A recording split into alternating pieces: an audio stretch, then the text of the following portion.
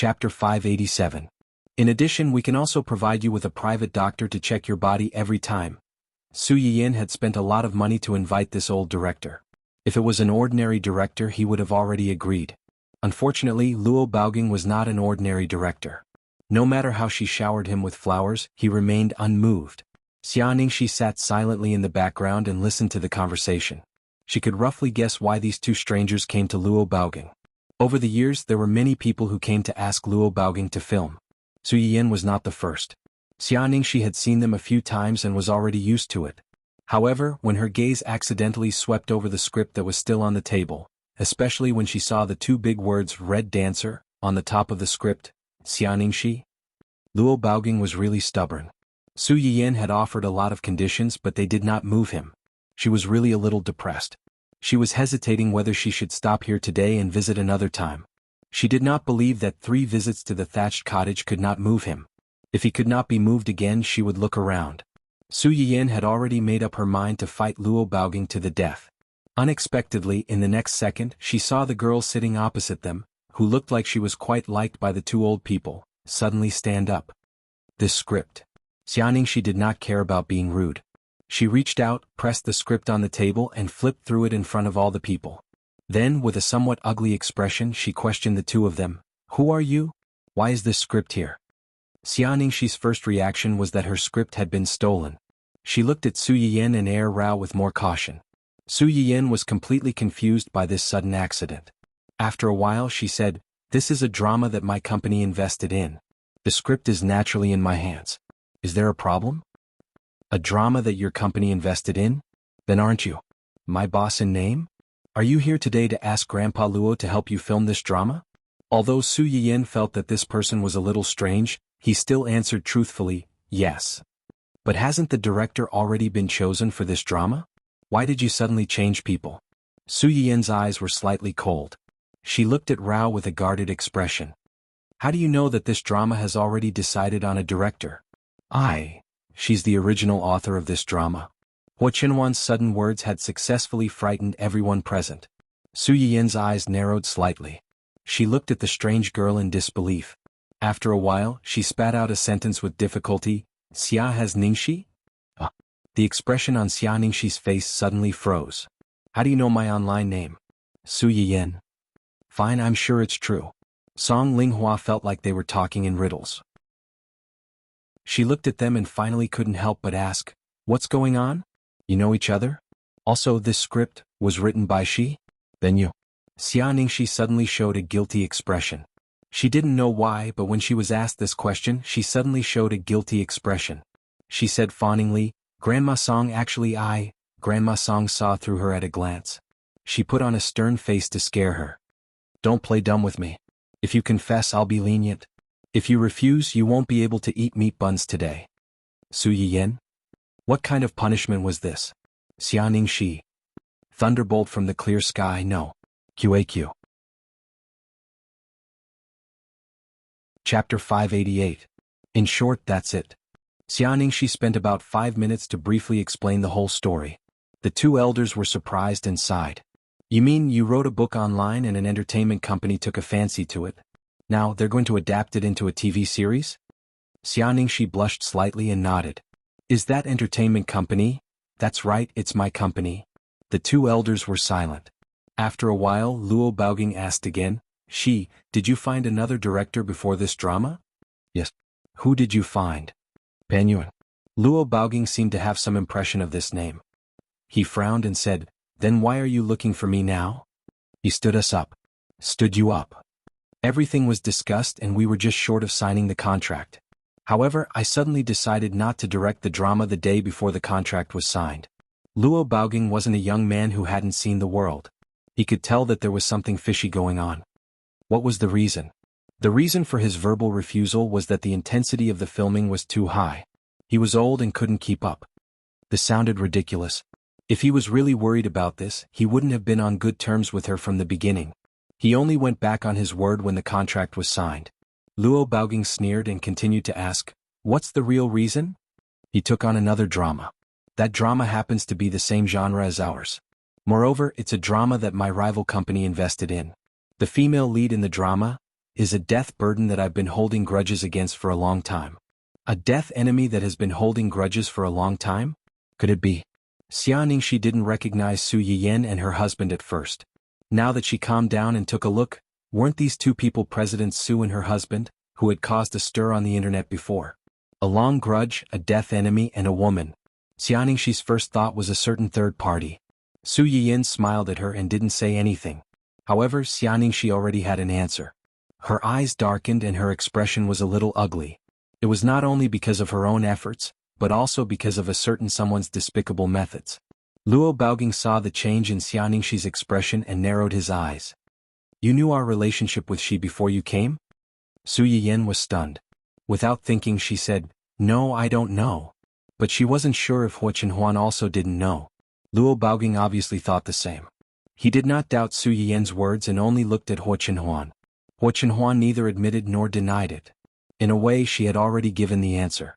Luo Baogang's face darkened slightly, but he didn't ask any more questions. Song Linghua had already put on her presbyopic glasses. She took the script from Xia Ningxi's hand and read it. After a while she seemed to have found something. She said with a stern face, you confused Qingyi with Hua Dan again. How many times have you followed her? You still can't remember. Xia Ningxi stood in front of Song Linghua with a bitter face. She was like a student who was not serious about her studies and was called to the office by the head teacher to be criticized. The reason why she was so excited when she saw the script on the table was that she was afraid that Song Linghua would read the script and correct her mistakes. One had to know that the days when she learned opera from Song Linghua were her happiest and most torturous days. So much so that she didn't dare to mention to anyone that she had learned from Song Linghua. She only dared to secretly fantasize about it. Chapter 589.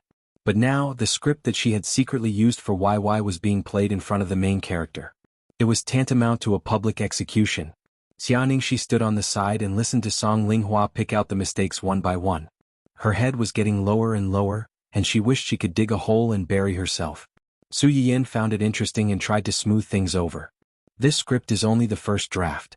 It was written in a hurry, so it's inevitable that it's rough. When the preparatory work is done, I believe that Sister Xia will improve this script and won't make such a professional mistake again. Xia Ningxi's eyes were slightly bright, and she looked at Su Yiyan gratefully. Song Linghua listened to her and stopped scolding Xia Ningxi. She looked at the script in her hand and smiled. The story is quite interesting, but this professional knowledge needs to be improved. Xia Ningxi smiled. She was embarrassed but also a little happy. She felt that her efforts were recognized by the people she cared about. Su Yiyan's eyes turned and she reacted quickly. Don't we have professional knowledge? Meh. Yes, if you are willing, we would like to invite you to be a special consultant for this drama. You will be responsible for correcting the loopholes in our professional knowledge and creating a rigorous and good-looking TV series. This. Su Yiyan could see that she was a little shaken. She smiled and took advantage of the victory to pursue. Do you like this script? The script is good. It's good that you like it. Director Luo is a director and has filmed many movies and TV series. As his partner, you should know that although there are many TV series now, there are very few that talk about ancient Earth culture. Even if there are, most of them are just sheep's head and dog meat. From what you just corrected, Sister Xia, I can tell that you are a very rigorous and passionate person. Since you like it so much, you must want more people to understand it and even inherit it. And I believe that this script should be able to do that. Su Yiyan's words really poked Song Linghua. She showed some hesitation on her face. Luo Baogang had seen through her thoughts. He snorted but didn't say anything.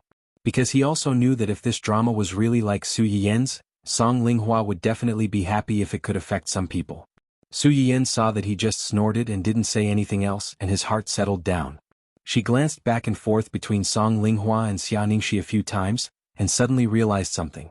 She smiled and said, Also, didn't Auntie Song realize that the female lead in this movie is actually quite similar to you? As soon as Su Yiyan said that, everyone present was stunned. Song Linghua looked at Xia Ningxi in surprise. Really? Xia Ningxi faced everyone's probing eyes and said with a face full of embarrassment, There is such a thing.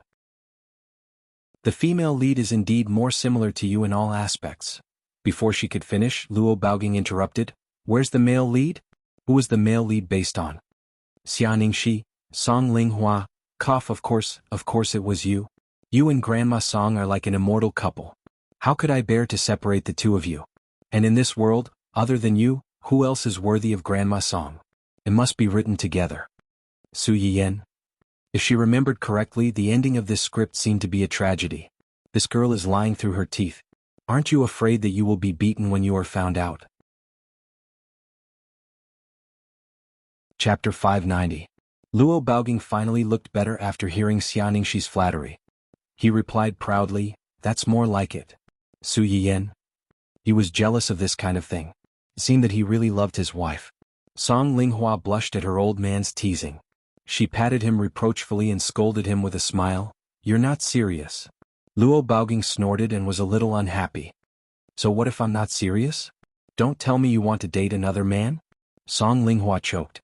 She was angry and amused at the same time. "The children are all here. Aren't you afraid of being laughed at? What are you laughing at?" Luo Baoging glanced at Su Yiyan and the others warningly. The smiles on Su Yiyan and the others' faces suddenly froze. She coughed softly and said, "It's not a joke. You have such a good relationship. We can't wait to envy you. How can we laugh at you?" Luo Baoging was satisfied. "Okay, you don't have to flatter us. I can take on this show, but you have to ensure that the investment is in place. I have to choose the actors myself. Of course, I believe in the artists of our company." She made this show for a win-win situation. But if the actors themselves were not capable, no matter how good the script and the cast were, it would be useless. Luo Baoging glanced at her indifferently. "I'll decide whether it's possible or not." He would not relax the standards just because the person was from her company. Then Auntie Song's consultant. Luo Baoging glared at her. "Good girl, you want to buy one get one free?" "Director Luo, you're wrong. We sincerely want to invite Auntie Song to be the consultant. How can it be buy one get one free? Moreover, I see that you two have a good relationship. Director Luo, if you go out to work, you will have less time to accompany Auntie Song. But if Auntie Song can also help in the crew, you two can meet and be together, right?" Luo Baoging's angry face suddenly froze. He frowned thoughtfully. Seeing him waver, Su Yiyan looked up at Xia Ningxi with a smile. Xia Ningxi blinked. She didn't understand why Su Yiyan was looking at her at this time. However, considering that everything Su Yiyan was doing now was for her own filming, Xia Ningxi gritted her teeth and helped to persuade him. "Grandpa Luo, this sister has a point. You and Grandma Song are always together. I'm afraid you won't be used to being apart. Moreover, a man who is serious about his work is the most handsome. You don't want Grandma to see how you work? Who knows, I might be able to find the feeling of being young again." As soon as Xia Ningxi's words came out, Luo Baoging didn't say anything, but Song Linghua had already pinched her first. "This girl, what's with the beard coat?" "What?" Xia Ningxi didn't feel any pain, but she still cried out exaggeratedly. She quickly went around to the other side and hid behind the sofa. "How is this a jacket? It's clearly the truth." Luo Baoging was completely persuaded. He murmured, "Let's go together." "It's good." Song Linghua almost laughed. Although she was a little tempted, it was obvious that these young people were coaxing him. This guy was convinced in a few words. Song Linghua was depressed, but she still agreed. "Then let's go together." Chapter 591. As soon as Song Linghua agreed, Su Yiyan was overjoyed. She took out the contract she had prepared and handed it to Luo Baoging.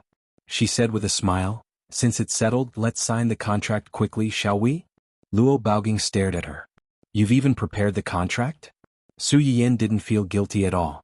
She smiled and said, "Isn't it because I learned a lesson from the past, so I'm more careful in doing things?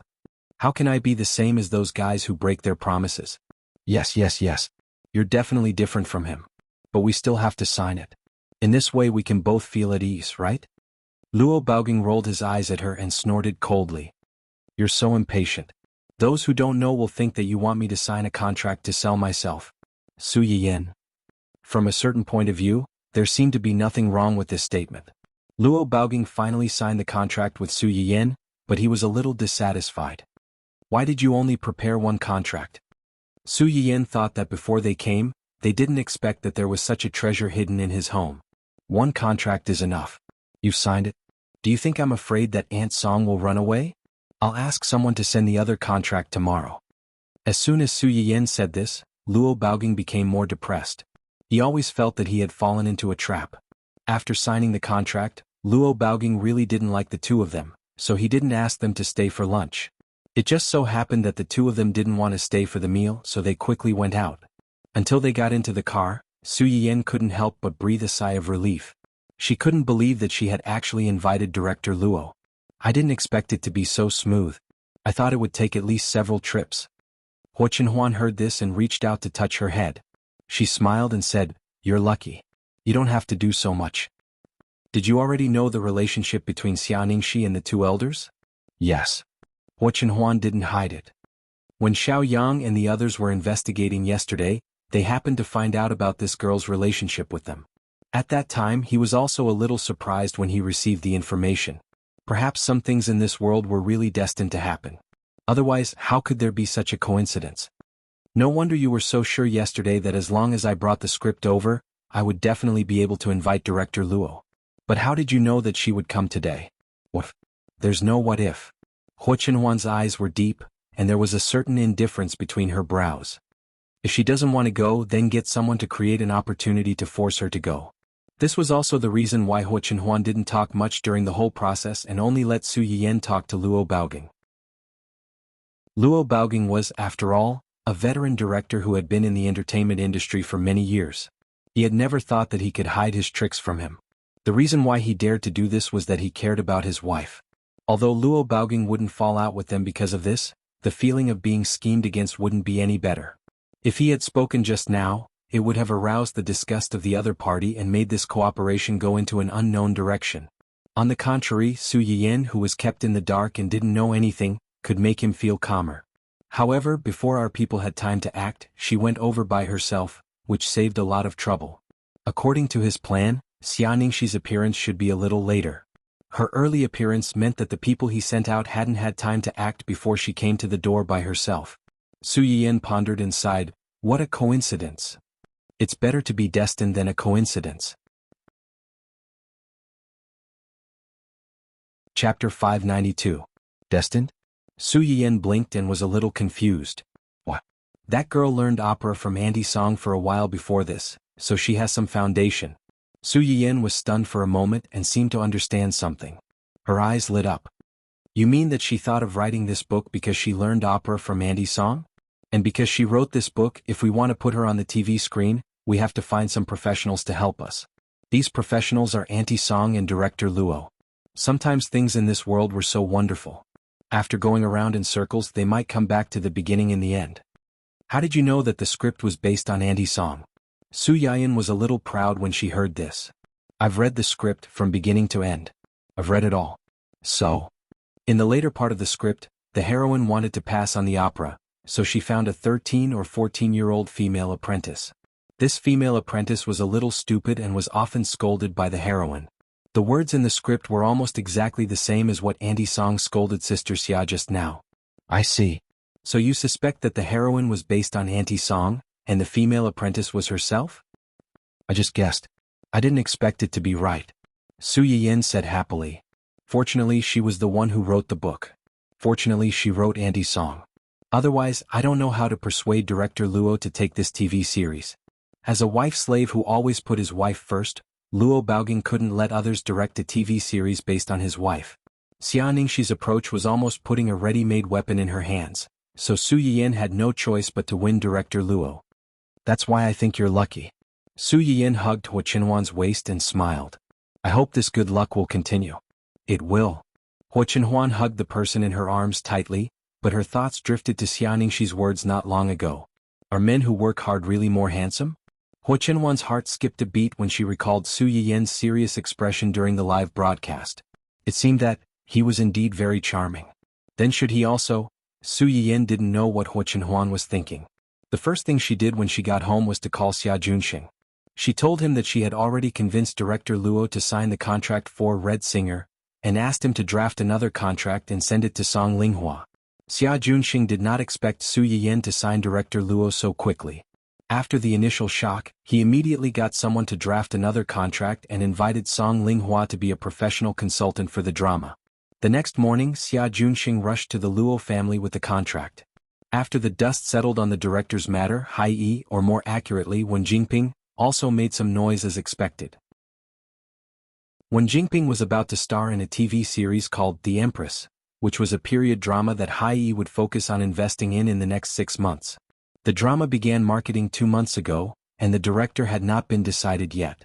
Almost all the new stars in the entertainment industry were speculating about the male and female leads, even some well-known actors. 3 days after Su Yiyan's visit to Luo Baoging, Hai announced that Pan Yu and would be directing their company's annual drama.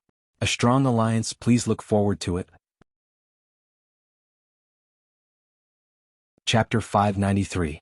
Usually, the official start of a TV drama project would start with the confirmation of the director and scriptwriter. However, most of the time this segment did not generate much discussion.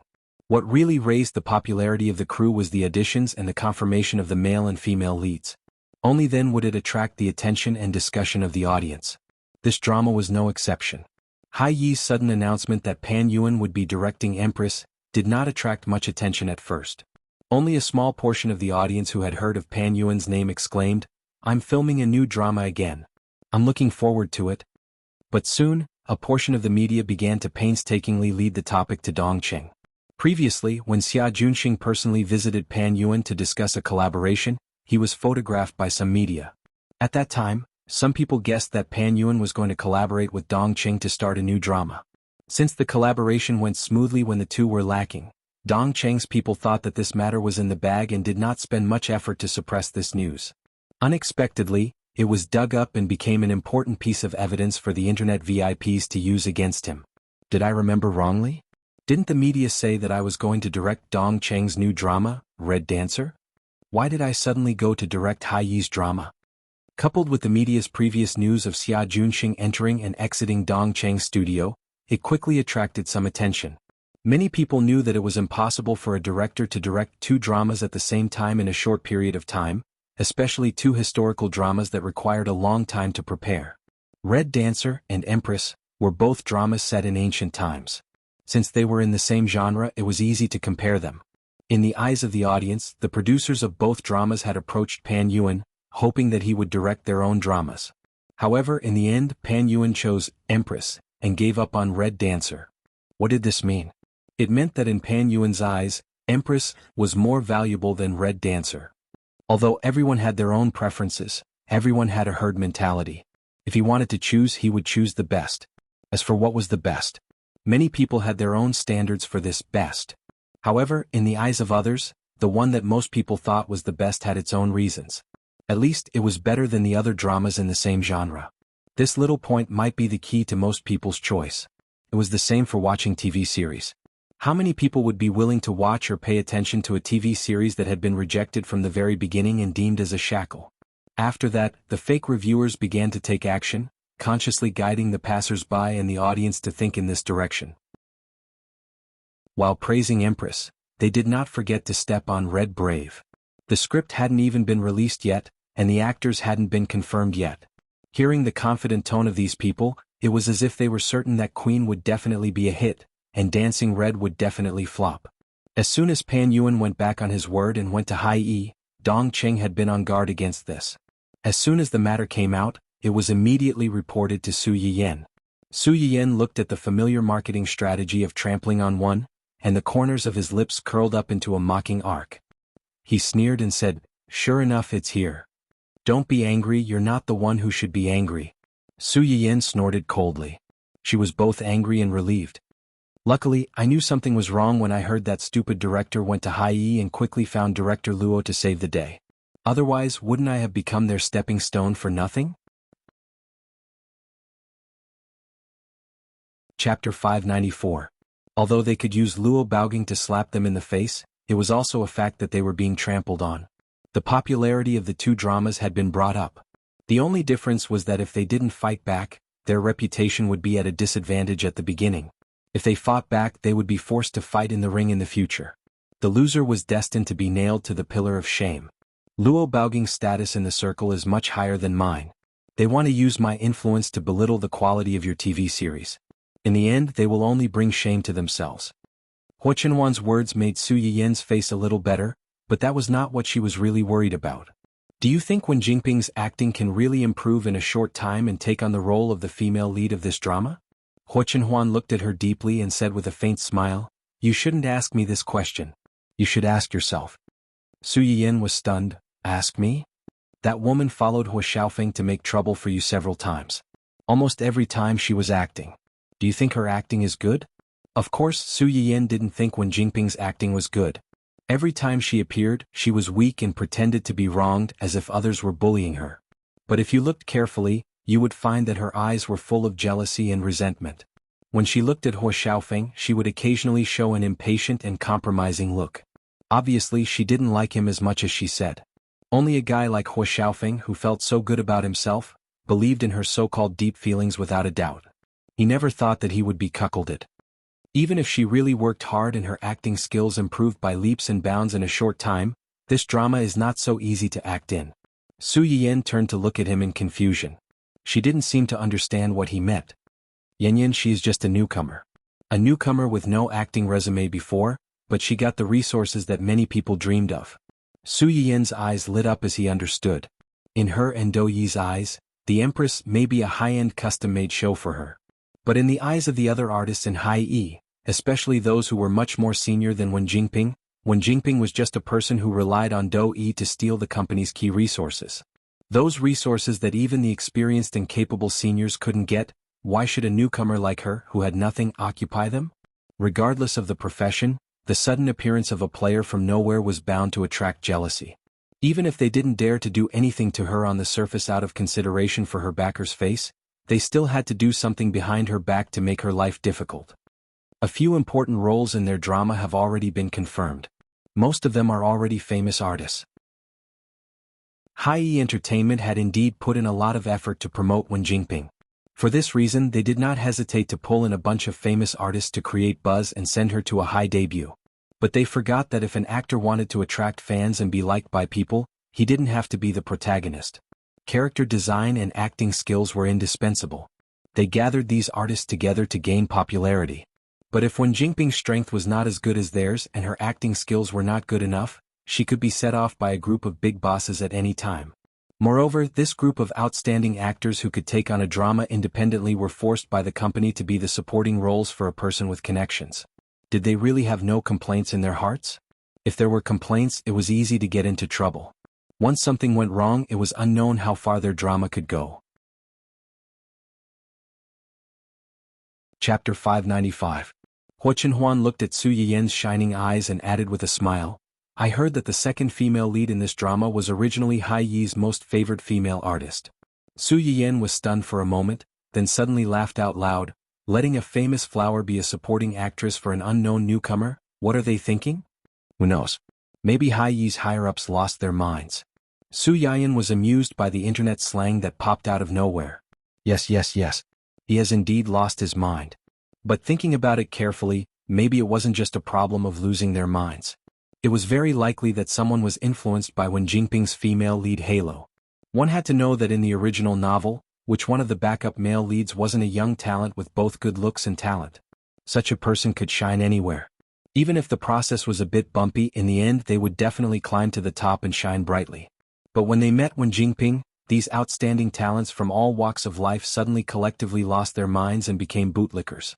In the end, they licked until they had nothing left, completely becoming stepping stones for the male and female leads to the peak of life.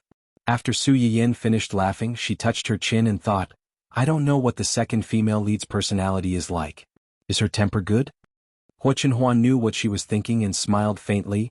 The second female lead's personality is more fiery, and her temper isn't very good. More fiery? How fiery? Will she cause trouble for Wen Jingping? Hua Chenhuan looked at his wife's excited appearance and couldn't help but reach out and scratch her nose.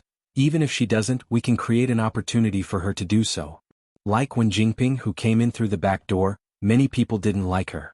Even if they didn't want to do anything to her, with a little instigation, they might become hostile towards her. After all, no one could escape from psychological imbalance. The competition in the business world is never just on the surface. She's too impatient. There was a saying in the Book of Changes, if one's virtue does not match his position, there will be disasters. If Wen Jingping had some self-awareness, she wouldn't have made such a big deal as soon as she entered the company. Instead, she would have started from some supporting roles to accumulate some experience. At the same time, she would have given the people in the company some buffer time. Perhaps this matter wouldn't have become as big as it was now. But this person was so ambitious. He had already taken the resources that everyone in the company was envious of, and he might not even have the ability to match it. Don't be fooled by the fact that the show was being marketed so well. If the acting skills were not up to par, there would definitely be a backlash. And if there was a backlash, Hai, who had invested a lot of money to help her get to the top, would also be implicated. At that time, even if Hai is Do Yi's boss, wouldn't those senior executives be dissatisfied? Su Yiyan thought about it seriously for a while. He had to admit that he was far inferior to Huo Chenhuan when it came to tricking people. It's easy to cause trouble for Hai. The problem is how to protect our people. Su Yiyan's heart suddenly thumped. Are you worried that they will do something to our company's people? We can sow discord among their people. Do you think we can kill them with a borrowed knife? Why don't they secretly play tricks and deliberately disturb your crew's shooting? Moreover, Luo Baoging is not old. If something happens during the shooting, your crew will have to bear the responsibility and consequences. Su Yiyan's eyes narrowed. Do you mean they may do something to Director Luo? Chapter 596. Huo Chenhuan looked at Su Yiyan's pale face. He frowned and comforted her. It's just a guess. It may not happen. Su Yiyan shook her head. She agreed with Huo Chenhuan's guess. No, your worry is not unreasonable. According to Do Yi's character in the original novel, he would do anything to achieve his goal. It was really possible that he would do such a thing. If he really wants to do something to Director Luo, should we? The two elders were invited by them. If they were really involved in the competition between the two companies and got hurt, she was afraid that she would spend the rest of her life in guilt. Don't worry. As long as they don't have a chance to do anything, the early shooting of this drama will take at least 2 or 3 months. The roles haven't been decided yet, so the shooting won't start so soon. Before that, I will send people to protect them. When the shooting officially starts, the two of them will be old. It will be too tiring for the crew to travel between home and home. So, they will simply stay in the hotel that the company has prepared for them. Huo Chenhuan paused. My uncle's hotels are all over the country. When the time comes, I will ask them to check the security carefully. I won't let anything happen to them. Your uncle? Su Yiyan was surprised. You have an uncle? She had stayed with Huo Chenhuan for half a year in her previous life. No matter how difficult it was, she had never heard him mention any uncle. Huo Chenhuan pursed his lips and didn't say anything. Su Yiyan could see that he didn't want to know. Although she was curious, she didn't ask again. Since they are trustworthy people, then let's do it. I will contact Director Luo first and make a statement together. Okay. Su Yiyan moved quickly. After she roughly explained to Luo Baoging what had happened, she personally made the statement. Huan Susu, V. Thank you for the invitation. The director of the new drama has been decided. Thank you for Director Luo Baoging's participation. In the future, we will work together to achieve a satisfactory result. Not long after, Luo Baoging quickly reposted and replied to Su Yiyan's post, let's work hard together. As soon as the interaction between the two was posted, it immediately attracted the attention of the media from all walks of life. Suddenly announcing the director at this time? Was he trying to ride on the popularity of the neighboring movie Empress? It's the company's CEO who's doing it personally. This lousy company is indeed lousy. If you don't have a brain, then read more books. Otherwise, you'll become a joke on the internet. Although Dongqing isn't a big company, they're rich and they have a big director like Director Luo. Do you think they'll be interested in your lousy drama and the popularity of your lousy director? I'm thinking, could it be that a certain company and a certain drama series are so shameless that they're trying to stir up popularity in Dongqing City? They're even dissing the new drama for being so bad that even the famous director doesn't like it? What's wrong? Now that she's distancing herself from the director, she's turning around and scolding me for using you to create hype? It was really a case of a thief crying out to be a thief. Who was the one pulling who to speculate? Don't you have any idea? What kind of unknown director is this? I've never heard of him before. Did Dongqing Entertainment just randomly find a nameless director to take over the project? It looks like this new drama is going to flop. I'm laughing. In this day and age, there's actually Director Luo Baoging who's an unknown director. Oh my god, let me laugh for a while. How can laughing for a while be enough? You have to laugh 3 times. If you don't have any knowledge in your stomach, don't learn to be a keyboard warrior on the internet. Not only will you be annoying, but you'll also expose your short-sightedness and embarrass your parents. Chapter 597. Luo Baoging had gradually retired in recent years and did not act in dramas. But even if some people were no longer in the underworld, there were bound to be stories about them. The reason why classics were regarded as classics was that no matter how many years had passed, as long as it was dug out, it would still be the most precious memory of many people. And now their own white moonlight was ridiculed and scolded. What could they do? Of course they scolded back. Luo Baoging's fans were very widespread. There were people in their 70s and 80s and people in their 20s and 30s. But most of them were between 25 and 40. Although people of this age also surfed, compared to these newbie keyboard warriors who argued on the internet as if the whole world owed them, they were more mature and shrewd. Su Yiyin's internet water army did not need to come forward to guide the direction of the wind. They had already spontaneously attacked those internet water army keyboard warriors who wanted to cause trouble. The Internet Water Army noticed that the wind was not right and immediately reported this matter to their employer, which was the Public Relations Department of High Art. With Pan Yuan's record, Su Yiyin and the others were more cautious when they went to find Luo Baoging. They did not spread any rumors outside.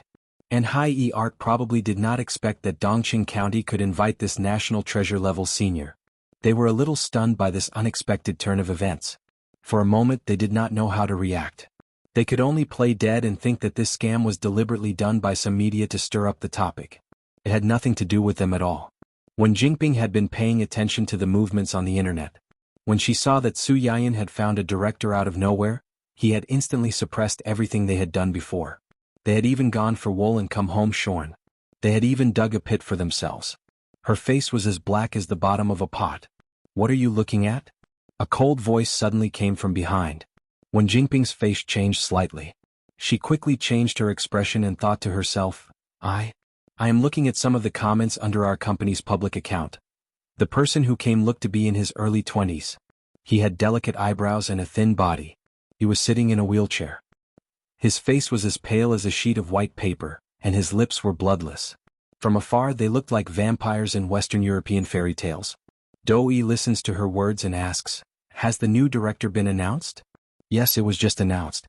But Dongqing also announced the director of their new drama. Who is it? His name is Luo Baoging. He seems to be a big director. When Jinping looks at Dou-yi and asks, is this Luo Baoging very famous? More famous than me? Yes. Dou-yi responded softly, but his expression didn't change at all. He looked up at Wen Jinping and beckoned her to come over. Wen Jinping shuddered, but she seemed to be worried about something and didn't dare to disobey. She obediently walked to Dou-yi's side and held his hand. Dou-yi's hand was as white as his face, and one could vaguely see the thin blue blood vessels. At the moment of contact, Wen Jinping could not help but shudder. The temperature of his hand is very cold, so cold that it doesn't seem like a human. Although she has been with Dou-yi for some time and has touched him several times, she still can't control her body's subconscious reaction. She is very clear that she is afraid of this man, very afraid. But she has no choice. Dou-yi is aware of her strangeness. His eyes become deep and serene, very cold. Chapter 598. When Jinping's face was somewhat stiff, she shook her head and said, It's okay. The next second, a strong force suddenly came from her hand. When Jinping was pulled over, she staggered and fell into Dou-yi's arms. It was obviously a very ambiguous action, but when Jinping was scared stiff, she sat on Dou-yi's lap and didn't dare to move. Luo Baoging is a director who came before Pan Yuan. Even Pan Yuan has to respectfully greet him as a senior when he meets him. When Jinping's eyes widened, she temporarily forgot her fear. So powerful? Yes. Then, what should we do now? Now that they've hired this director, will it affect our new drama? Or should we try to find this director Luo? We can also poach him, or... When Jinping hadn't finished, Dou-yi's eyes swept over her. There was a faint coldness and annoyance. When Jinping subconsciously clenched her hands that were hanging in front of her, she cursed silently. She had forgotten that this person hated it when others told him what to do. Luo Baoging is not the same as Pan Yuan. He can't be casually bought over with money. If we go, we will only make him more disgusted. We will bring disgrace upon ourselves. Then, am I supposed to just watch them step on my head again? When Jinping pursed her lips, she looked sad and aggrieved. I have already been forced to lose my job, my reputation is also ruined. Why do they still refuse to let me go? Dou-yi looked at Wen Jinping with ridicule. Did this woman think everyone was a fool? The truth of this matter, others didn't know, but how could he not know? Now she turned around and pretended to be pitiful, asking why others didn't let her go? With this incoherent acting, only the second generation of the family Hua could be coaxed by her, right? If not, she still had some use. Dou-Yi suppressed his impatience and coldly said, "What's the hurry?" This was only the beginning. They invited Luo Baoging because they already knew that Pan Yuan had been poached by us. They purposely waited here for us to declare war on us. What you can do now is to perform well and beat them with your own skills when the show is released. But Wen Jingping still wants to say something, but when she meets Dou-Yi's eyes, she doesn't dare to say anything. Just as she was feeling depressed, Dou-Yi suddenly moved closer to her ear. His breath hit the side of her face, causing Wen Jingping to shiver subconsciously. Her entire body stiffened. "I'm hungry." It was just 3 words, but Wen Jingping seemed to have received some kind of signal. She crawled out of his arms and said submissively, I'm going to cook." Yes. Wen Jingping was like being pardoned. She no longer cared about her anger and stumbled away. Dou-Yi saw Wen Jingping's panicked appearance when she left. His eyes were cold and his body suddenly bent down. He covered his mouth with a handkerchief and coughed several times. The violent coughing dyed Dou-Yi's deathly pale face a little red, but it also made him look more dangerous. After a few minutes, Dou-Yi's undulating chest gradually calmed down and the blood on his face also faded. He took a deep breath and opened the phone that Wen Jingping left behind. He looked at the direction of the public opinion online and smiled with interest. It's still a little skill. Chapter 599. Then he caught a glimpse of the photos and videos of Su Yiyan and Hua Chenhuan that were circulating on the internet. Dou-Yi's eyes slightly darkened. His fingertips skimmed over Hua Chenhuan's completely recovered legs in the photo, his eyes revealing deep thought. At that time, Su Yiyan didn't know that Hua Chenhuan's recovery of legs had attracted the attention of the second male protagonist of the neighboring world. After posting the news, Su Yiyan was on guard against Hai Yi making trouble again. However, Hai Yi was like a scumbag who ran away after flirting. No matter how much Hai Yi cursed and ridiculed, they were not willing to show up again. Su Yiyan should have breathed a sigh of relief, but he didn't know why he was inexplicably short of breath. Fortunately, not long after this incident, Su Yiyan and Hua Chenhuan were going to visit the Cheng family. Su Yiyan was busy preparing things and temporarily put this matter behind his mind. Yu Zian and others recently felt that their young master was really a bit strange. He often absent-mindedly at work and always frowned, showing a puzzled and distressed look. Several people gathered together to discuss for a while, and finally came to a conclusion. Could it be that the young master and the young madam quarreled? Everyone's hearts were curious to the extreme, but because their young master's dignity was too heavy, no one dared to be the first one to run to ask him what happened. In the end, it was the most curious Yu Zian who did some psychological preparation. He felt that as the young master's right-hand man, it was necessary for him to solve the young master's problems and solve the problem. Then he went to Hua Chenhuan and asked, "Young master, have you encountered any trouble recently?" Hua Chenhuan faintly glanced at him, which made Yu Zian's scalp numb, and his back felt a little cold. But soon Hua Chenhuan moved his gaze away from him, revealing a thoughtful expression. "You've dated several girlfriends before." Yu Zian didn't expect him to suddenly ask about this. He was stunned for a moment before he hurriedly said, Yes. I've dated a few girlfriends. For girls, a man who works hard is the most handsome. Is that true?" Yu Zian's eyes widened and he was stumped again. Hua Chenhuan saw that he didn't answer. She frowned and was a little unhappy. "Is this question difficult to answer?" No. Yu Zian seemed to wake up from a dream and hurriedly said, "It's true." "Is it true?" "Yes, because a man who works hard is actually working hard to support his family.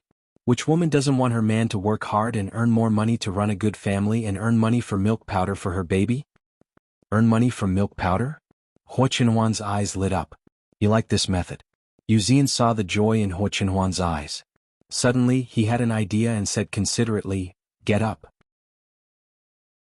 "Young master and young madam have been married for so long, but young madam hasn't come to our company. You know, there are many fans of young Master Rao in our company, and fans of you and young Master Rao being a couple. You're our employees after all. Giving out some benefits occasionally is good for everyone to work better and create more value for the company. Do you want to invite young madam to the company?" Hua Chenhuan heard Yu Zian's words and glanced at him appreciatively. Yin Yin has delivered food to the company's employees several times before. More than that. Now the ultimate reward for every department is young Master Rao's medicinal cuisine. Everyone is dying for it.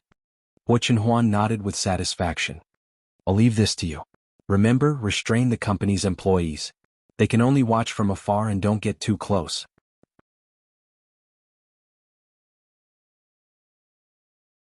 Chapter 600. Yu Zian's expression went blank for a moment. Wait, you and young madam have been married for a long time. Why are you pushing this onto me? When he heard the second half of the sentence, the corner of his mouth couldn't help but twitch. Don't worry, I'll definitely restrain the employees in the company. I won't let them scare young madam. Hua Chenhuan nodded in satisfaction and asked Yu Zian to quickly think of a way to lure them over. Yu Zian, who had taken on a big task for himself. I feel wronged, but I'm not going to cry. When Yu Zian called Su Yiyan, she was out shopping with Qing Xiuqin to buy gifts for Qin Shueru. Zian? What's the matter? Ahem, young madam, it's like this. Isn't our company very busy recently? There are a lot of things to do and young master's appetite isn't very good. He didn't eat much at noon and didn't eat anything at night. We can't go on like this. What do you think? Before Hua Chenhuan recovered, Yu Zian and the other two would always have one person by his side in case he needed them. When Su Yiyan found out about this, she asked the three of them to help her keep an eye on Hua Chenhuan. She asked him to eat properly and not to fool her. Even though Hua Chenhuan had recovered, this tradition was still maintained. Therefore, Su Yiyan didn't suspect anything when Yu Zian told her this. Her face darkened slightly as she said, "He didn't eat much all day? Didn't the medicinal cuisine restaurant send anything over?" Yu Zian felt that Su Yiyan's tone was a little strange, but he still braced himself and said, "They did send something over, but young master ate very little." Su Yiyan was silent for a while before she said faintly, "I understand. I'll go over later." Yu Zian couldn't help but let out a long breath when he heard that she was coming. "Okay, let me know when you arrive. I'll go down to pick you up." "Yes."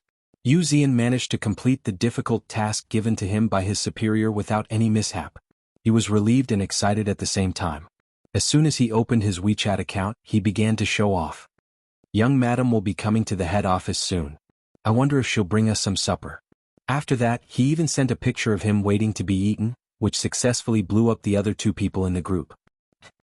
"What did you do to lure young madam over?" Previously, when our rival company caused trouble for young madam, we all contributed. Even if young madam wants to reward us based on our contributions, she should share it equally. Why should she let you monopolize it? Yu Zian silently admired the ugly faces of the two men, who were full of envy and jealousy, and happily broke their beautiful expectations. "You're thinking too much. Young madam came to the head office because young master didn't have a good appetite today. She was worried and specially came to take a look. He'll probably even bring some things over. To put it nicely, he'll be delivering food." When Gu Xiaoyang saw Yu Zian's reply, he found it hard to believe. Young master didn't have a good appetite today? Young master's 3 meals are all delivered by young master Ru Nai personally. Occasionally, when he's lucky, young madam will cook for him personally. How can he have a bad appetite when it's so delicious? Of course, it's not that he has a bad appetite. Yu Zian quickly explained the whole story to the two men. "Gu Xiaoyang, Zuiyan Bai, what's with your reactions?" Gu Xiaoyang. "I suspect that you're playing with fire." Zuiyan Bai. "I suspect that you're courting death."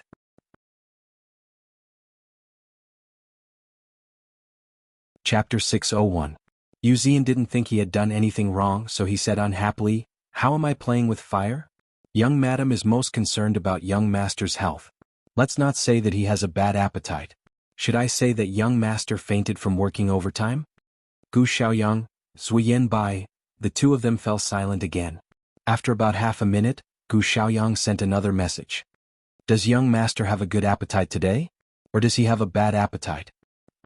"He's fine." "Did young master eat the food that young madam sent to him?" "Yes, he ate all of it." "Oh," Yu Zian frowned. "What do you mean by, oh?" Gu Xiaoyang stopped talking, but Zuiyan Bai asked, "Are you still thinking that if young madam brought enough food for young master and he can't finish it all, you can still get some leftovers?" Yu Zian, whose thoughts were exposed, "Young madam specially brought food for young master. Do you think young master will share it with you? You're dreaming." Zuiyan Bai didn't say anything after this sarcastic remark. After that, Wuxian tried to poke the two of them for a long time, but they ignored him. He had no choice but to give up and pass this message to the employees of the head office. You is not a fish. Urgent notice. Urgent notice. All departments, please take note that boss's wife will be visiting the head office in a while. Pay attention to your image and work hard. Don't slack off and don't stupidly rush in front of madam and scare her. Violators will be fired immediately. All department heads, please restrain your employees. They can only watch from afar and not get close. Also, they can only watch from afar and not get close. As soon as Wuxian sent this message, the company's group chat immediately became lively. Several department heads immediately jumped out and said that they would restrain their employees and never let them offend madam. The other employees also hurriedly expressed their loyalty and said that they would be obedient and never run in front of madam and disturb her. However, some people were still a little excited and asked tentatively. Technical department head. Well, I'm madam's loyal fan. It's rare for madam to come to the company. Can I take a picture with madam while no one is around? Shy. JPG, as soon as these words were sent out, they were immediately condemned by all the employees in the company. Big sister of the planning department? Idiot? What are you talking about? You even took a picture with madam when no one was around. What do you want to do to madam? First brother of the technical department?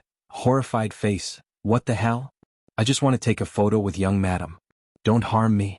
Donut from publicity department. Who cares about harming you? You said that you had to find a time when there was no one around to take a photo. Are you plotting something against madam?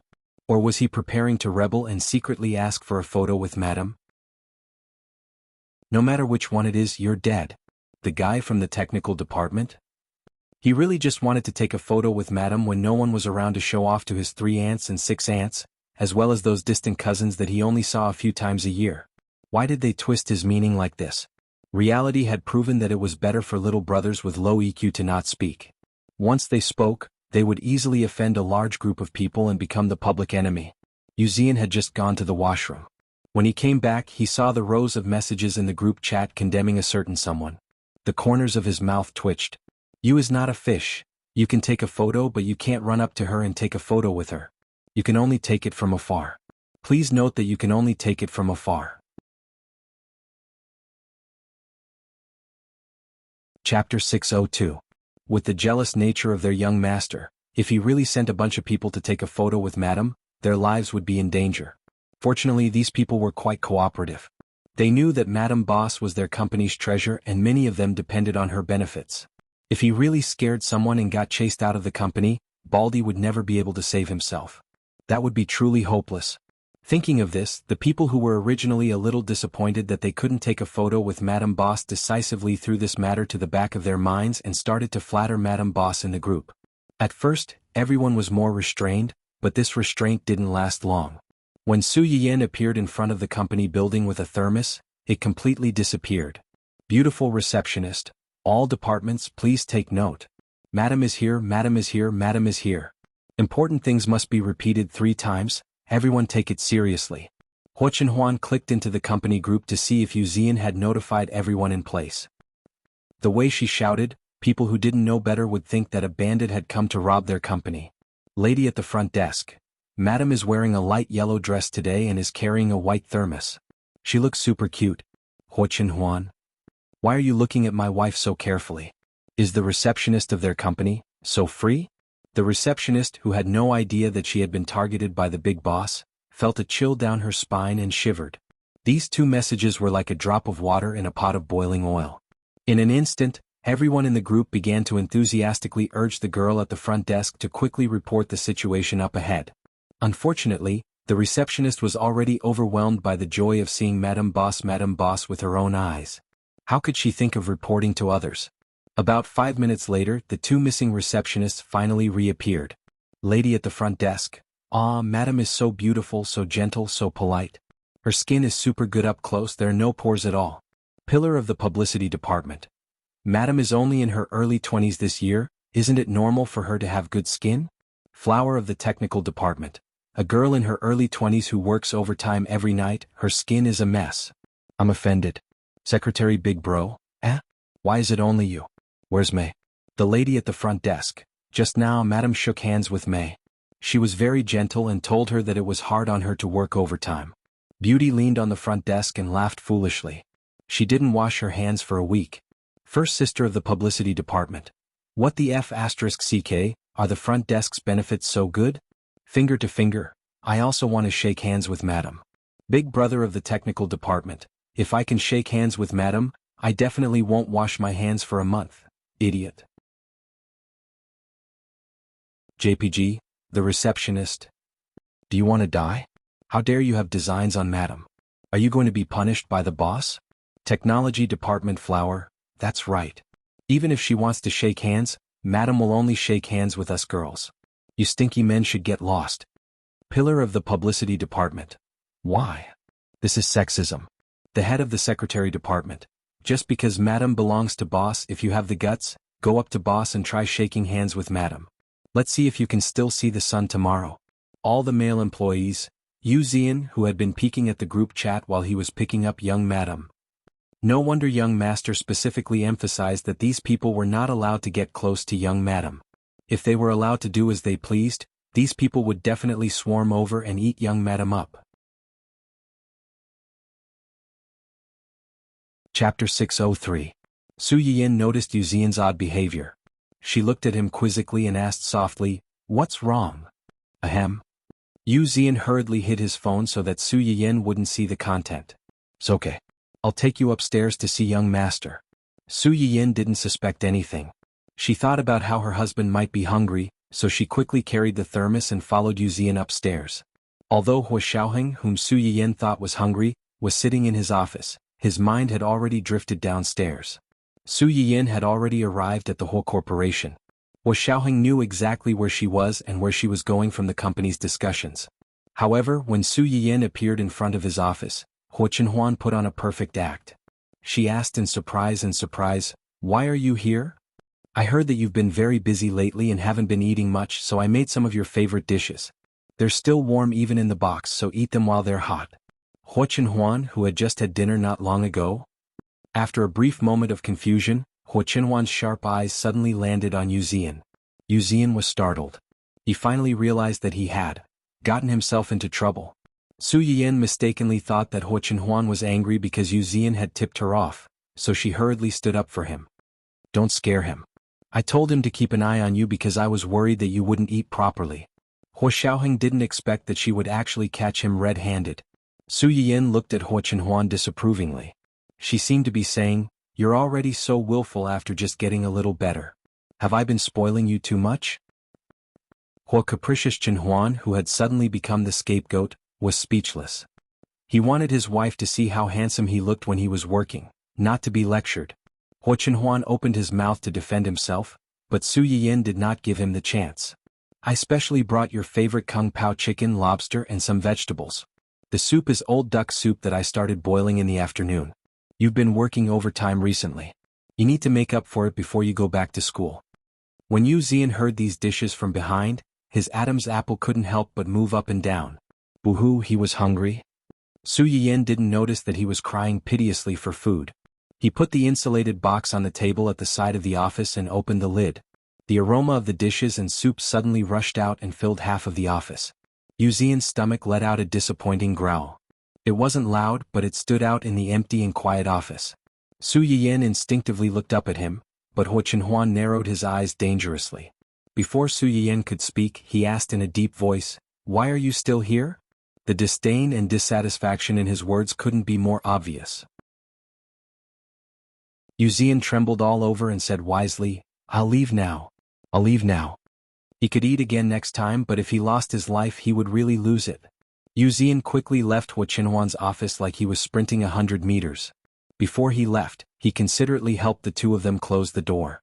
Hua Chenhuan's expression finally improved when he saw that he and Su Yiyin were the only ones left in the huge office. Just as he was about to sit down, he heard Su Yiyin mutter regretfully, "Why did he leave so quickly? I brought quite a lot today.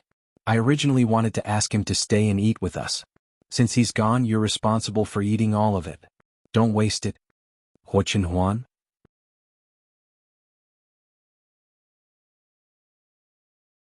Chapter 604. Hua Chenhuan looked at the 3 dishes, a box of soup and a big bowl of white rice on the table. His stomach, which was about 80% full, suddenly started to hurt. He silently made a mental note to punish someone. Yu Zian, who had been chased out with an empty stomach, felt his nose itch and sneezed on the spot. Then he hugged his chest and shivered. He had a bad feeling about this. In order to divert attention, Huo Chenhuan took the initiative to change the topic.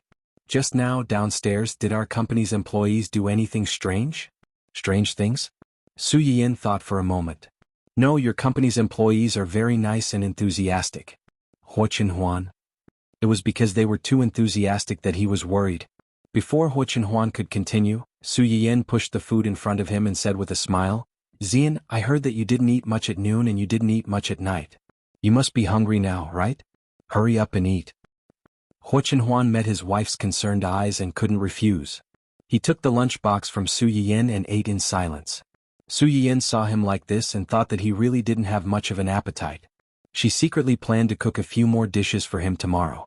After eating a few mouthfuls, Huo Chenhuan looked at the table full of food that was about to go into his stomach and his stomach hurt even more. After hesitating for a moment, he suddenly raised his head and looked at Su Yiyan. He coughed softly and asked, Are you hungry? I'm okay. I ate before I came. Eat with me again. It's more appetizing to eat with two people.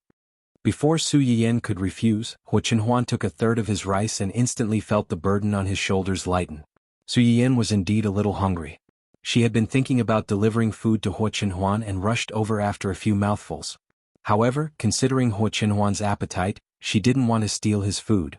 She thought that she could go back first and have supper later. Su Yiyan saw that Huo Chenhuan really didn't want to eat. After hesitating for a moment, she took the half bowl of rice and said, Okay, I'll eat with you. Huo Chenhuan felt relieved. She put down her chopsticks and began to peel the prawns. Hurry up and eat. I'll peel the prawns for you. Su Yiyan was slightly startled. No need, I'll do it myself. You should hurry up and eat too. Let's peel them first before eating. It won't make a difference. He peeled them slowly so that he could buy some time to digest what he had eaten before. Su Yiyan saw that he insisted and didn't say anything else. Occasionally when he put the peeled prawns in her bowl, Su Yiyan would try to feed him in reverse. She didn't know whether it was Huo Chenhuan's delaying method or his beauty that worked. The food that someone fed him personally was particularly delicious. Huo Chenhuan actually ate more than half of the food that Su Yiyan brought, especially the box of duck soup. Most of it went into his stomach. The consequence of eating too much was that Huo Chenhuan inevitably felt bloated. After standing up, he didn't want to sit down. If Su Yiyan hadn't been present, he would have gone out for a walk to digest the food. Fortunately, Su Yiyan's eyelids had begun to droop, so she didn't notice his subtle discomfort. Are you tired? Huo Chenhuan saw her tiredness. He frowned slightly and sat beside her to give her a hug. Su Yiyan leaned into his arms. A little. I went out with Mom in the afternoon and bought some things to send to Aunt and the others.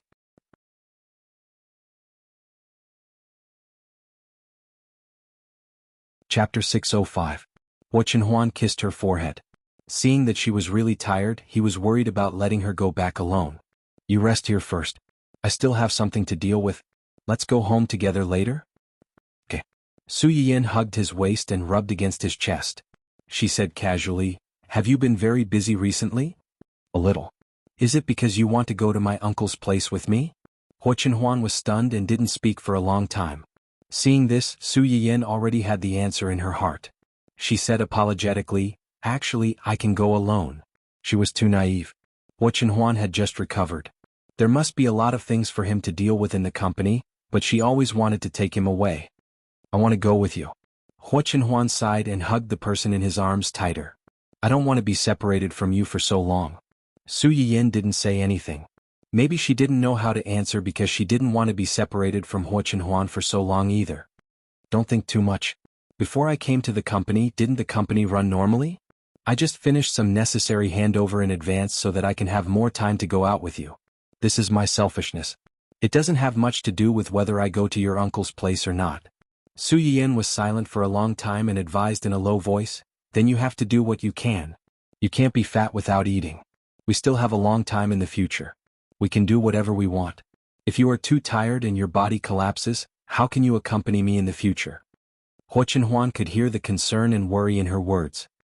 He smiled slightly and replied in a low voice, Okay, I'll listen to you. Su Yiyan was really tired. After a few more words with Huo Chenhuan, she fell asleep in a daze. When she woke up again, she didn't know how much time had passed. She vaguely heard Huo Chenhuan and 2 or 3 unfamiliar voices. As if sensing her movements, the room fell silent. Soon after, a series of footsteps could be heard. He's awake? Su Yiyin still couldn't open her eyes. Let's take a short nap. We'll be home soon. Yes. After coaxing Su Yiyin back to sleep, Huo Chenhuan heaved a sigh of relief and turned to look at the several department heads in the room. A few ministers walked into the office. At first, they looked around curiously, wanting to see Madame with their own eyes. However, before this thought could even surface, it was suppressed by Huo Chenhuan's cold glare. The few of them didn't dare to look around anymore. They lowered their heads and reported their work conscientiously. They were even warned by the big boss. After staying in the office for half an hour, they suddenly heard a movement from the sofa with its back facing them. A fair and slender hand seemed to stretch out from behind the sofa. Everyone's hearts trembled as they heard Rao moan. Then they saw their domineering and cold big boss walking over nervously. Moreover, he was coaxing the person behind the sofa with a gentle voice that they had never heard before. It made them wonder if their boss's soul had been possessed. As soon as this thought came to their minds, they met Huo Chenhuan's cold and warning gaze. They all shuddered on the spot at the same time. That's right, this was indeed their boss. His soul hadn't been possessed. However, they didn't expect their boss to be so gentle in front of Madame. Sure enough, people were different. Today was still the day they cried for someone else's beautiful love.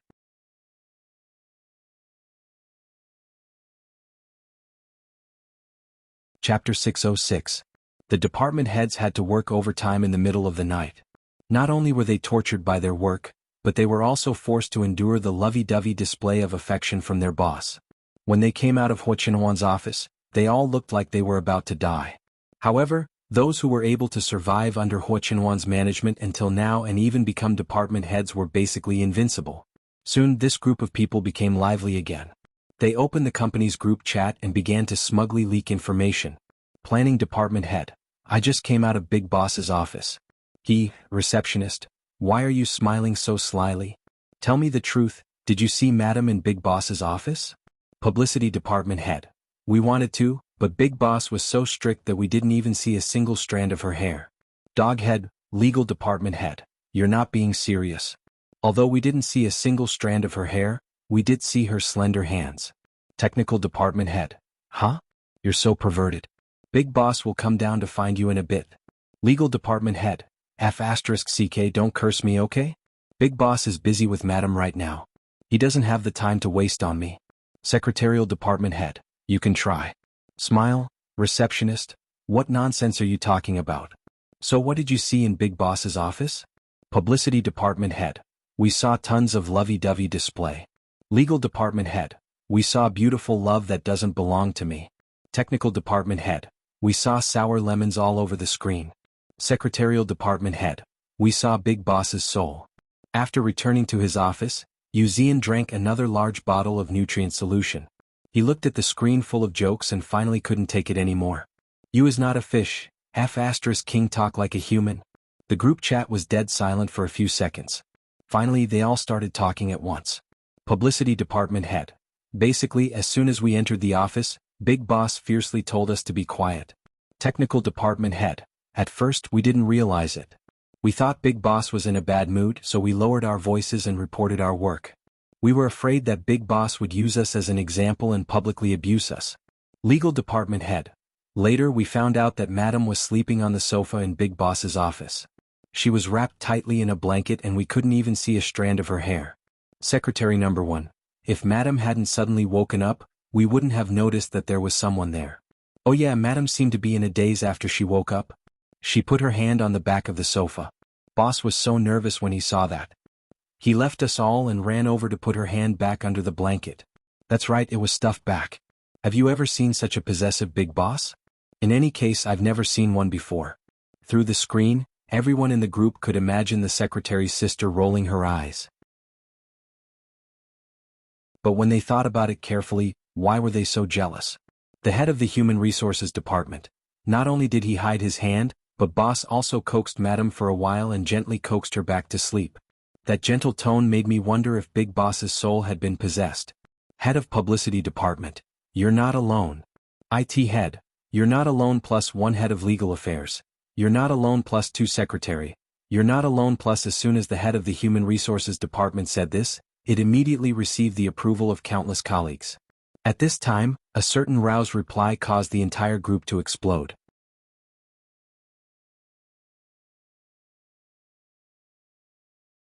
Chapter 607. Big Bro from the Technical Department. Ahem, am I the only one who thinks that it's not easy for Madam to sleep in boss's office at this time? It's late at night, a man and a woman alone in a room, and they have such a good relationship. It's like dry wood burning with fire. As soon as someone made this guess, everyone was enlightened, and the screen was filled with, "What the F***, CK. Wolf from the Publicity Department. Are you saying that Madam fell asleep in boss's office because she was tired? That explains why boss is so nervous. He's probably worried that we saw something we shouldn't have." Elite from the Legal Department. TSK? I suspect that you're driving and I have evidence. The topic was completely diverted and one train after another whizzed past. The two people who had no idea that their employees had been identified as driving in boss's office had just finished packing up and were preparing to go home. Su Yiyin yawned and leaned into Huo Qinhuan's arms. Her legs were so weak that she didn't want to move. She didn't know what was wrong with her, but she was especially tired these days and her legs were weak. Maybe it was because her period was coming. Seeing her like this, Huo Qinhuan didn't dare to let go. He gently supported her and helped her put on her jacket. Then he walked out with her in his arms. Unbeknownst to him, this scene inevitably fell into the eyes of the girls at the front desk, and it inevitably caused a heated discussion in the industry. Beauty at the front desk. Boss is so gentle in front of Madam. He was worried that Madam would be cold, so he took off his jacket and put it on Madam. Madam was too sleepy to open her eyes, so he coaxed her and carefully helped her put it on.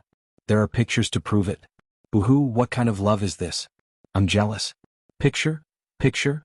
Picture. The girl at the front desk felt that she couldn't be the only one being abused. It was better to enjoy it together than to enjoy it alone. She sent all the pictures she took to the group, and as expected, she received a row of sour lemons. After this incident, although Huo Qinhuan didn't manage to let Su Yiyin see how handsome he looked when he was working hard, he at least showed a wave of affection in front of his employees and declared his sovereignty. After a few more days, it was time for Su Yiyin and Qin Shueru's appointment.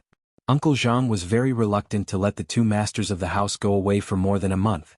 When they set off, they reminded the parents of all the things they needed to pay attention to along the way. Those who didn't know would think that the students were going on a spring outing, and the parents were so nervous that they wanted to follow them. Su Yiyin, on the other hand, was used to this. Every time she went out in the past, her parents and brother liked to nag like this as well. They wanted nothing more than to tie her to their belts and bring her with them wherever they went. She finally managed to deal with Uncle Zhang's nagging, but the biggest problem was her puppy. In view of old Master Cheng's deep love for this dog, he was quite unhappy when he heard that Su Yiyin had sent it to Huo Qinhuan's place to raise it. This time he definitely had to bring it along. Unfortunately, this guy had recently been getting along well with Ling Xiaoqi's Huahua. Every now and then he would run to Ling Xiaoqi. Although most of the time he was rejected by Ling Xiaoqi, his mother-in-law, at the door, at least he had something to think about. However, if he left with Su Yiyin, he probably wouldn't be able to see his wife in a short period of time. This guy, who forgot about his master after seeing a girl, decisively adopted the method of crying, throwing a tantrum and threatening to hang himself. He ran around and didn't cooperate.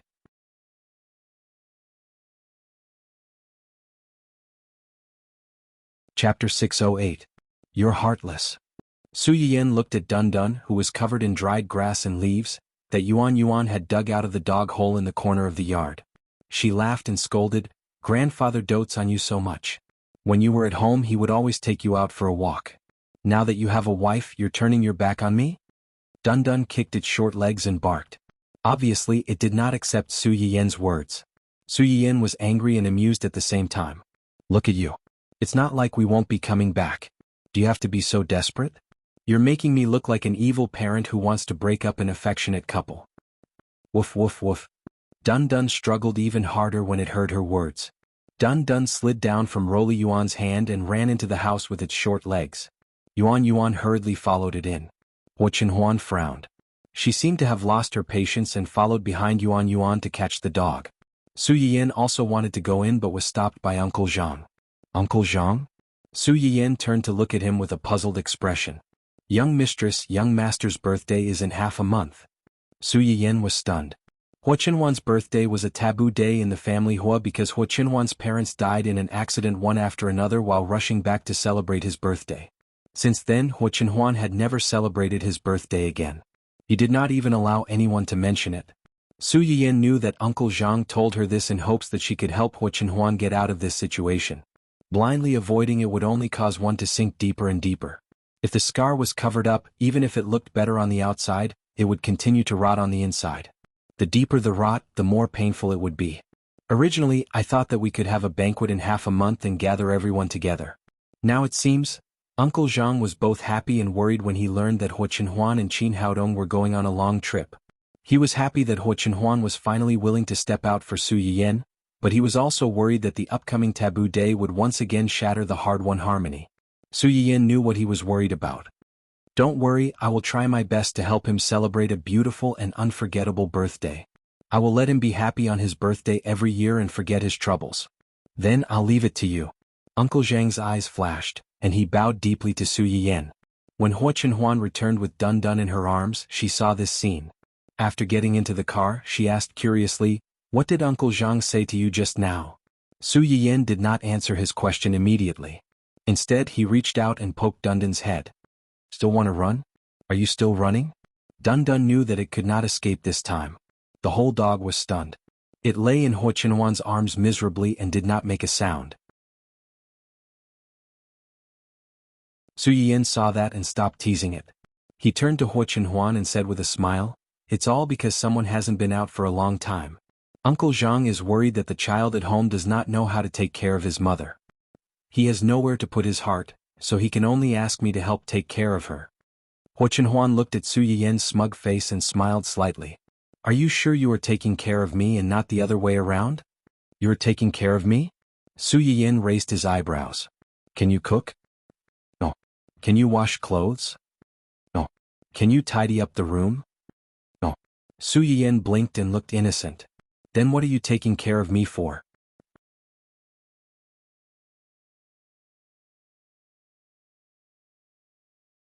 Chapter 609. The triple blow stunned Hua Qinhuan on the spot. When he came to his senses and realized that Su Yiyan did not seem to know how to do these things, the two of them had already boarded the plane to Sea City. The flight from a city to Sea City actually only took an hour and a half. Su Yiyan closed her eyes for a while, and when she opened them again, they had already arrived. The person who came to pick them up was Qing Juanhao. This man who was about to be promoted to a stay-at-home dad could be said to be glowing recently. His spirit had also improved and he looked a few years younger. However, there were two obvious dark circles under his eyes, probably because he had not slept well recently. "You're finally here. Go go go, your aunt is still waiting for you at home." As soon as Qing Juanhao received the two of them, he excitedly led them out, and the smile on his face never disappeared. "How's aunt recently? Did the baby disturb her?" "Yes." The smile on Qing Juanhao's face deepened when he talked about his wife and child. "This little brat is always making a fuss. We are worried that he can't stand it anymore and wants to come out early. Aunt's due date should be 2 or 3 weeks away, right?" "Yes, but Dad and I are worried about your aunt's health. After all, she is not old. We want to let her stay in the hospital in 2 weeks. If she really does come out early, we can take care of her." Although Qing Juanhao was happy to have a baby, he was also worried about his wife's health. These few days he would occasionally wake up in the middle of the night, afraid that when his wife moved, he would not hear it when he fell asleep. Su Yiyan saw his worry and comforted him. Although aunt is not old, her health has always been good. She also pays attention to her health during pregnancy. Nothing will happen. With your words, I am relieved. Qing Juanhao smiled and did not say anything else. When Qing Juanhao brought the two of them back to the Qing family, it was almost noon. The Qing family's courtyard was a little similar to the ancient Earth's courtyard. Although it was not as grand as the Su family's family Hua Villa, it had a unique charm of its own. Qin Shueru received a call from Qing Juanhao and was waiting in the hall early. When he heard the commotion outside, he immediately got up and went out to greet them. She was already 9 months pregnant. Her belly was round and it was not very convenient for her to walk. When Su Yiyan and the others saw her coming out, they quickly took the initiative to greet her. Slow down, slow down." Su Yiyan quickly stepped forward to support Qin Shueru. "Your stomach is already so big, why are you still running out?" I'm just happy to hear the commotion and know that you're here. Qin Shueru even took the initiative to greet Hua Chenhuan. Chenhuan is here too. Don't be shy. Just treat this as your own home. Hua Chenhuan nodded and handed the suitcases in her hands, along with the ones in Qing Juanhao's hands, to the servants at home. She only carried the pet cage with Dun Dun in it. Qin Shueru looked at the large row of boxes behind them and was shocked. What did you guys bring? She asked. There are so many boxes. Except for 2 of the clothes that Chenhuan and I brought over, my mother asked us to bring the rest. There are diapers, milk powder, and clothes. I don't know what they are, but there are a lot of them. Pfft. Qin Shueru was stunned and laughed out loud. We have all these things here. You guys have to specially bring them over from afar. Also, we are not sure if it is a boy or a girl. Why are you buying clothes?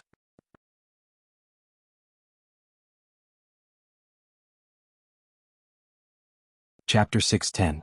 Su Yiyan laughed as well. What my mom means is that newborn babies look the same regardless of whether they're a boy or a girl. It's hard to tell and clothes can be worn together. When my brother was born, my mom even bought him a dress to wear. Big brother Su, who had his dark history dug up, was speechless.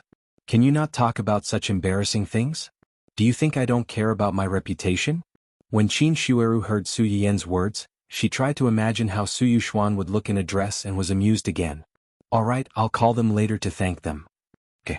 Su Yiyan helped Qin Shueru into the living room. She looked around and asked softly, Where's Grandpa? Why don't I see him? He's fishing in the backyard. I heard him arguing with a few of his old friends in the backyard. I heard that the servants nearby were arguing so much that they were about to fight. Fight? Hua Chenhuan was a little surprised. She wasn't surprised that old Master Cheng was arguing with someone, but she was surprised that he was arguing with someone in the backyard and almost got into a fight. Why were his family members so calm and even smiling? As if she could read Hua Chenhuan's mind, Su Yiyan couldn't help but laugh. Those who were invited by my grandfather to fish in the backyard are basically the elders around here. They've been friends with my grandfather for decades, so it's normal for them to argue and argue. They won't really get into a fight. Su Yiyan turned and asked Qin Shueru, why did they quarrel today? Qin Shueru looked behind her and leaned closer to Su Yiyan. They've been fishing for the whole morning. Everyone else more or less caught 1 or 2 fish. Only old Master Cheng didn't catch a single fish. Su Yiyan instantly understood. Among old Master Cheng's old friends, one of them was Grandpa Li, who had known him for the longest time and loved to bicker with him the most. Grandpa Li would usually bicker with him. Since old Master Cheng didn't catch a single fish this morning, this old man would definitely mock her grandfather. Her grandfather had a bad temper, so wouldn't he start arguing with him again? While the 2 of them were talking, they heard a loud reprimand coming from the backyard. There's no need. I don't have anything to eat, so why would I care about a thumb-sized fish like you? Old Ching, you can't say that. Didn't you return your precious granddaughter early this morning? You want to catch a big fish to nourish her body? I saw that you didn't catch anything this morning, so I wanted to give you one. Don't be ungrateful. Get lost. How could I not know what kind of person you are? Those 2 fish seedlings of yours aren't even enough to make a fish soup. I don't care. About a minute or 2 later, old Master Cheng angrily ran back from the backyard with a fishing rod in his hand. Seeing Su Yiyan and the others standing in the hall, the expression on the old man's face suddenly froze. He coughed lightly and said, when did you arrive? We just arrived. Su Yiyan quickly reacted and said with a smile, Grandpa, did you go fishing again? Old Master Cheng subconsciously tightened his grip on the fishing rod in his hand and said awkwardly, Originally, I thought that it was rare for you to come back, so I wanted to catch a fish in the pond in the backyard to nourish your body. Who knew that my luck wasn't so good today? Old Master Cheng was stumped. He felt that it wasn't that his luck wasn't good today, but that the fish in his pond had all been caught by his old friends. That was why he couldn't give his precious granddaughter an extra meal.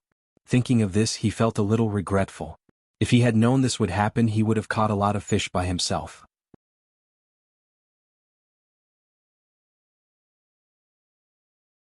Chapter 611.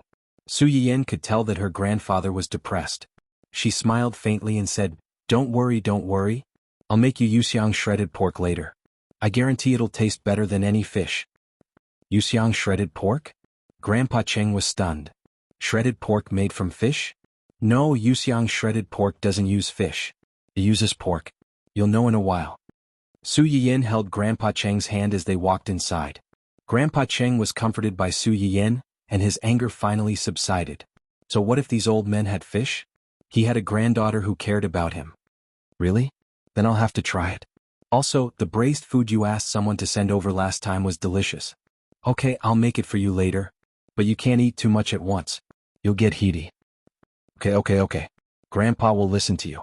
I'll listen to you. Cheng Juanhao looked at their backs and chuckled. In our family only Yan can coax Dad.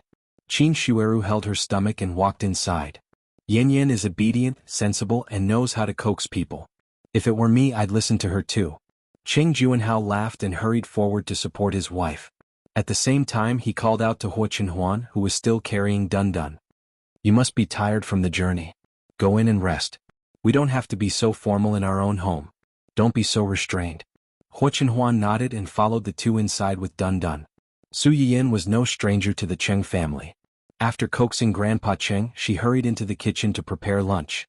The Cheng family had a cook. This cook was very old. For as long as Su Yiyin could remember, she had been working in the Cheng family. She had watched Su Yiyin grow up. When she saw Su Yiyin enter, her eyes lit up and she hurried over. Yin sis is back. Aunt Fong. Su Yiyin walked over and hugged her. She smiled and said, I just arrived. What are you cooking? I've boiled a bowl of soup and made a few dishes that you specifically instructed me to make for young madam. I haven't had the time to make the rest. Su Yiyin would send over a set of medicinal herbs and recipes to prevent miscarriage every half a month. Within a few months, Aunt Fong had learned many dishes. Although the taste was not as good as Su Yiyin's, at least it was nutritionally balanced and hygienic. Qin Shueru felt more at ease eating it. Su Yiyin glanced at the dishes that Aunt Fong had already prepared. I'll cook the rest. Let Grandpa and the others have a taste of my cooking. Since she had already done so, Aunt Fong naturally had no objections and tactfully retreated from the kitchen. Because Qin Shueru was pregnant, the ingredients at home were especially fresh and complete. Su Yiyin walked around and calculated the ingredients that she might need before turning on the live stream. The number of followers in Su Yiyin's live stream had already reached 8 digits. Usually, there would be people hanging in the live stream all year round waiting for her to come online. Therefore, when she started the live stream, people immediately noticed it. Look at what I've found. Our cutie has suddenly appeared. Haha, the host always pops out from time to time to surprise us. I'm so lucky today. I'll go buy a lottery ticket later. The background of the host's live stream has changed again. Where is it this time? The background looks a little like an old house. I'm at my maternal grandfather's house now. This is my maternal grandfather's kitchen. Due to some special reasons, I have to stay here for a month or two. Therefore, you might see this kitchen often in the future.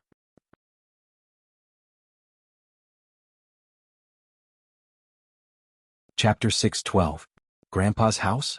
This kitchen doesn't seem to be as well decorated as the previous ones. Is it an old house? It looks a bit like my house. As soon as these words came out, many people immediately agreed. Su Yiyin's previous kitchens looked particularly magnificent. Every brick and tile was filled with the smell of money. It was rare to see a kitchen that was similar to their own.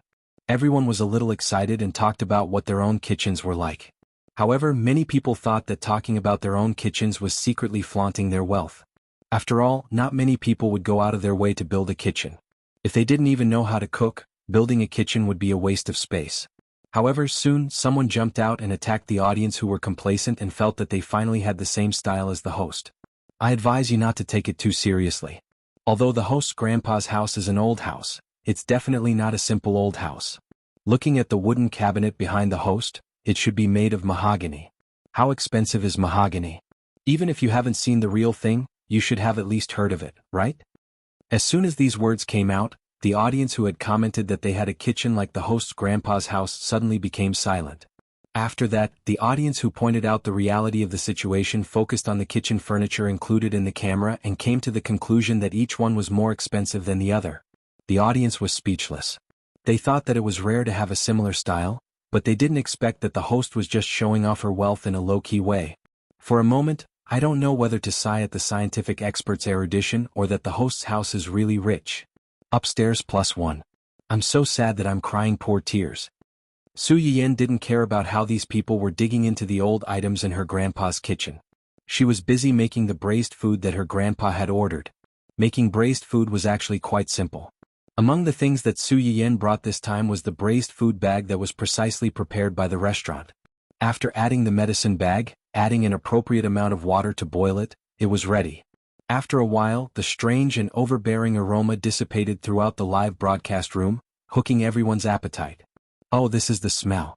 The last time I smelled this smell in the host's live broadcast room, I forced myself to drink 2 bottles of nutrient solution. After that, my stomach felt uncomfortable for a few days. It's really hopeless. I didn't expect the streamer to make braised food today. I bought it from the streamer's shop once before, and I've been thinking about the taste ever since. Previous poster, please don't show off. The braised food in the streamer's shop is also limited. I haven't managed to snatch it even once. I've tried it from there. I can smell it but can't eat it. It's really enough to make me cry. Su Yiyan had also thought of selling the braised buns directly, but this suggestion was met with opposition from many people in the mausoleum. The malicious competition from before was truly too vile. It had almost become a psychological shadow that many people in the mausoleum could not get rid of. After all, this medicine pack was filled with medicinal herbs. Su Yiyan had repeatedly emphasized that eating too much of this stuff would cause excessive internal heat. However, it was hard to guarantee that there would still be some people who ate this stuff for 3 meals a day. At that time, if there was really a problem with the food, wouldn't they have to come back to blackmail them again? After some discussion, they decided that not only could they not sell the medicine packs, but they also had to limit the amount of braised food in the store. This would reduce the burden of the store's employees and ensure that more people could buy it and try it.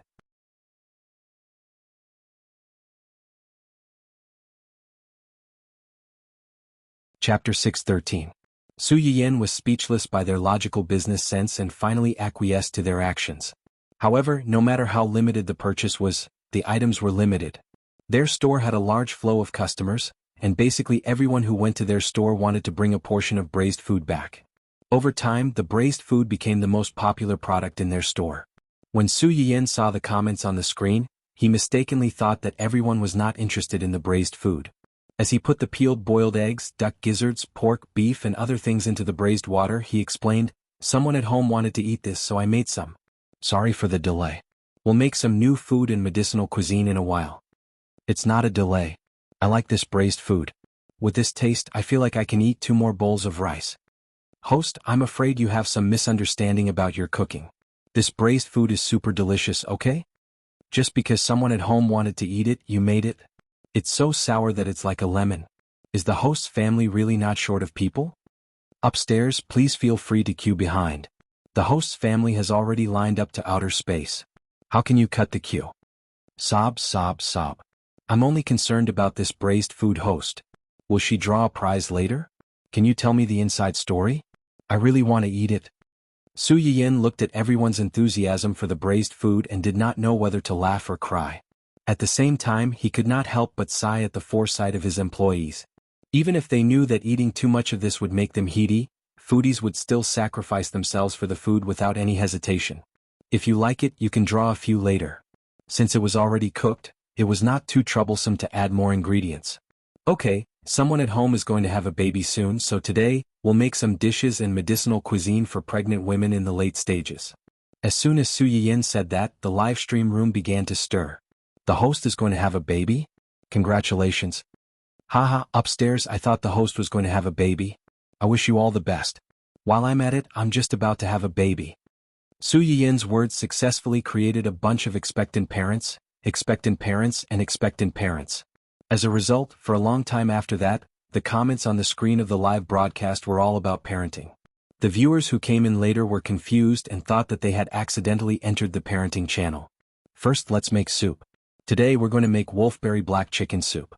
Black chicken has high edible and medicinal value, and it's rich in protein. It's very suitable for pregnant women in the 3rd trimester. It can be used with wolfberry to nourish the liver and kidneys, as well as replenish the blood. Expectant mothers in the 3rd trimester also need to take in more protein and vitamins, so during this period of time, they should eat more fish, meat, and the internal organs of pigs, cows, and sheep, as well as fresh fruits and vegetables to replenish their protein and vitamins. Su Yiyan stewed the soup as she ate. After that, she made stir-fried pork kidney, potato ribs, seaweed beef, chestnut stewed chicken, and other dishes. For a moment, the live stream room was filled with smoke. The fragrance of different dishes mixed with the fragrance of the previous pot of braised food made the viewers' stomachs growl. They eagerly waited for Su Yiyan's lucky draw. After preparing Qin Shueru's pregnancy meal, Su Yiyan began to prepare lunch for Old Master Cheng and the others.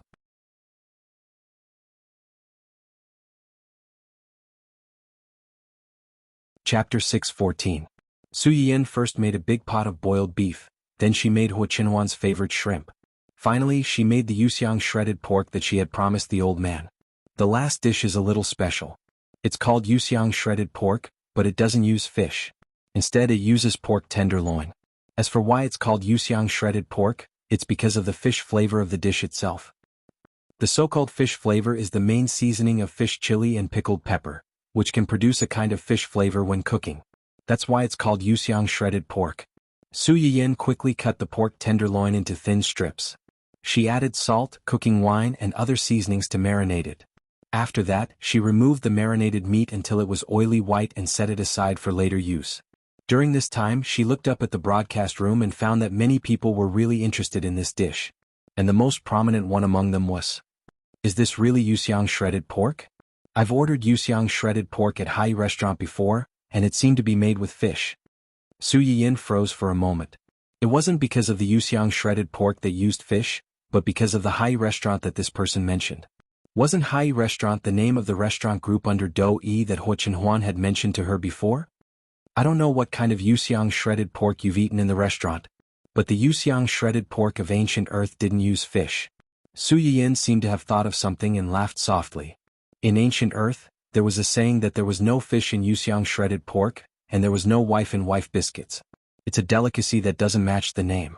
The audience member who asked the question didn't want to find fault. He was just curious.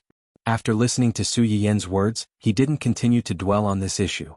The other audience members were attracted by Su Yiyan's words and became curious about the wife biscuit she mentioned. "Host, what is wife biscuit? Why is it called wife biscuit? Can I find a wife if I eat it? If so, can I make an appointment for a dozen?" "Make an appointment for a dozen? Are you in a hurry to find someone to beat you? How dare you ask for an appointment with the streamer? Do you want to be put in a gunny sack on your way to work?" Legend has it that the wife biscuit was made by the wife of a pastry chef. After the pastry chef improved it, it became the wife biscuit. Because the main ingredient of this kind of biscuit was winter melon, the crust would be crispy and as thin as a piece of tissue paper after being baked, so it had another elegant name which was winter mushroom crisp. Because this biscuit is sweet and delicious, suitable for both young and old, many places later like to use it as wedding biscuits, so it is also called a wedding biscuit. The audience almost drooled when they heard Su Yiyan's description of the taste. However, Su Yiyan's budget for today's live broadcast did not include the wife biscuit. It was truly torturous to be able to hear it, think about it, but not see it or eat it. Sob sob sob, I'm begging the streamer to make this wife biscuit. Single girls need comfort. The two of them wrote a letter in blood begging the streamer to make this wifey biscuit. I want to use it to confess to my goddess.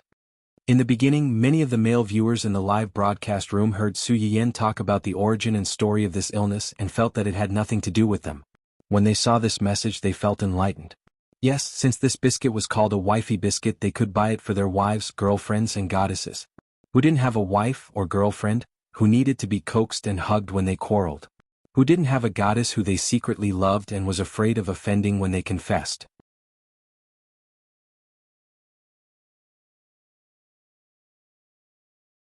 Chapter 6:15. As long as they had this wife biscuit, they would no longer have to worry about quarreling with their girlfriends, wives, and not knowing what to buy home to coax them. As long as they had this wife biscuit, they would no longer have to worry about how to break the ice with their goddess. If their hint was too obvious, the other party would not be interested in them and would feel awkward. If their hint was too subtle, the other party would be too slow to notice. All of a sudden, the male compatriots in the live broadcast room collectively rioted. One after another, they flooded the screen, hoping that the host would pity the poor single people and the poor married people who were often kicked out of the guest room and make this wife biscuit. Su Yiyan did not expect that his casual mention of the wife biscuit would attract such a large number of fans with evil intentions. After a while, he did not know whether to laugh or cry. The live broadcast was rushed this time, and the ingredients were not prepared in advance. Next time I will make wife biscuits for you. Although the audience in the live broadcast room felt regretful, since Su Yiyan promised to make it next time, many of them were quite happy. They all said that they would remember it and that the host must remember to make it for them next time. Don't stand them up. Su Yiyan agreed with a faint smile and opened the lid to take a look at the black chicken soup. Then he heated up the pot, put the stored ginger, garlic, dried chili and dried pepper into the pot and stir-fried the red oil. Then he put the shredded meat into the pot and stir-fried it until the color changed. Ginger, garlic and chili were originally ingredients with strong flavor. Now that they were in the pot, the aroma filled the air. When the main ingredient was added, the aroma was even more overwhelming. The audience in the live broadcast room temporarily forgot about the wife biscuit they had been longing for. When the meat in the pot had changed color, he stir-fried the vegetables and fungus until it was cooked and put it on a plate. The moment the dish was out of the pot, the audience in the live broadcast room could not help but gasp. Su Yiyan put the dish aside first and fished out some braised food from the pot that had been cooking for some time. After slicing it, the live broadcast room was almost over. Su Yiyan asked Aunt Fong to come in and help him take the dish out. Unexpectedly, as soon as he walked out of the kitchen, he saw several familiar faces in his house. Grandpa Li, Grandpa Fan, Grandpa Deng? Why are you all here? When the elders saw Su Yiyan come out, their eyes lit up and they quickly changed their expressions. They asked, Yin Yin is back and you look more beautiful. Isn't it? Back then she looked like a black coal ball. Now she's fair, tall and beautiful. She's even prettier than those TV stars. Su Yiyan. Although there was indeed a period of time when she was tanned, there was no need to emphasize it so much. When old Master Cheng heard his words, he was also unhappy. Go go go. When has our Yin Yin ever been shady? That's called health. You don't know anything yet you're still spouting nonsense. We're innocent. That's right. Grandpa Li, who had always been arguing with old Master Cheng, agreed with him for once. No matter how dark Yin Yin is, he's still much fairer than that mud monkey of yours who jumps up and down. How dare he complain that Yin Yin is dark? Grandpa Fan, who had become the target of public criticism because of his clumsy mouth. Since when did I dislike Yin Yin? Which eye of yours saw me despising Yin Yin? I feel wronged. Grandpa Li shamelessly used his connections to intimidate others. Then he turned to look at Su Yiyan with a smile. Yin Yin, are you cooking? Su Yiyan. Fine, I see. These people are here to freeload.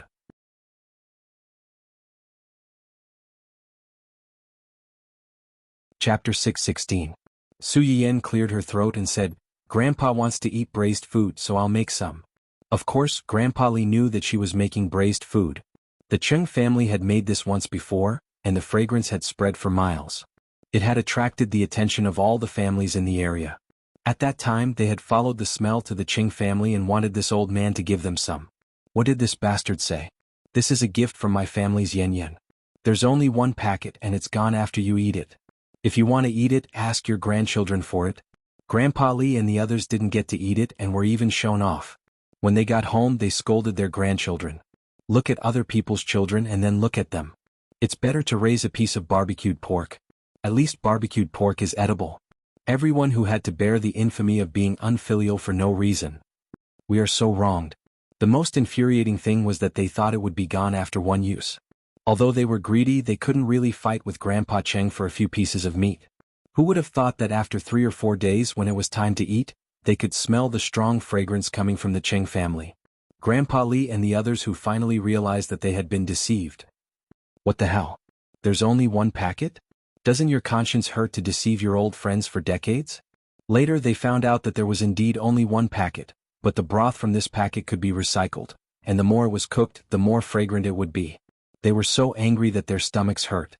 In the end, they decided to go to Grandpa Cheng's house and threaten him. Only then did they each get some braised meat and chicken feet to try it at home. It was just that he was only curious before he ate it, but after taking a bite he started to worry about it, thinking about it day and night. Grandpa Li had just insulted Grandpa Cheng and carried a few fish home with satisfaction when he smelled the familiar fragrance coming from the Cheng family's house. Grandpa Li glanced at the fish in his own bucket and then looked at the Cheng family not far away, which was emitting a human scent. Did he have to be slapped in the face so quickly? Grandpa Li wasn't the only one who was attracted by the fragrance. A while ago, the few old men who had dispersed gathered in front of the Cheng family's house and looked at each other. After walking around for about 10 minutes, they finally couldn't take it anymore and went in together. Grandpa Li stared at the plate of braised food in Su Yiyen's hands. He wanted to say something but stopped himself. In the end, it was another grandpa on the side who coughed lightly and said shamelessly, "Are you guys preparing to eat? It just so happens that we haven't eaten either." As soon as he said that, old Master Cheng's face darkened. He knew that these shameless old fellows were here to snatch food from him. Su Yiyen didn't expect them to be so straightforward. He was startled. Then he glanced at his grandfather's face, which was as black as the bottom of a pot, and an idea flashed through his mind. Ahem, it's rare for grandpas to come here. Logically speaking, I should ask you to stay for a meal. Their eyes lit up, but old Master Cheng's face turned even darker. But I didn't know you were coming, so I didn't cook much at home. The joyful expressions on their faces suddenly froze. Old Master Cheng, on the other hand, raised his chin proudly like a victorious rooster. How about this? I'll pack a portion of braised food for each grandpa. Grandpas take it home first. When there's a chance next time, I'll cook more and invite you grandpas over to have some fun. What do you think?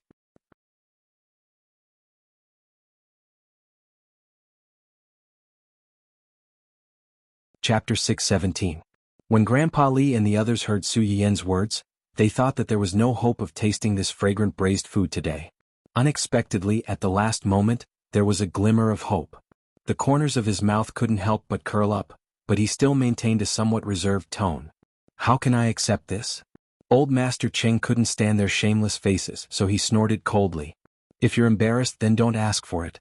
Take it or leave it. If you don't want it, scram. When Grandpa Li heard that, the smile on his face faded slightly, and he couldn't help but argue with him again. Old Cheng, your words are meaningless. To think that you're Yen Yen's grandfather. You're not as cute as Yen Yen at all.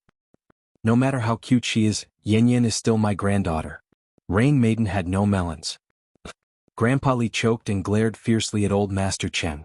This old man's temper was like a stone in a latrine pit. He was smelly and stubborn, but he had such a cute, sensible and capable granddaughter. Did he burn too many incense sticks in his previous life?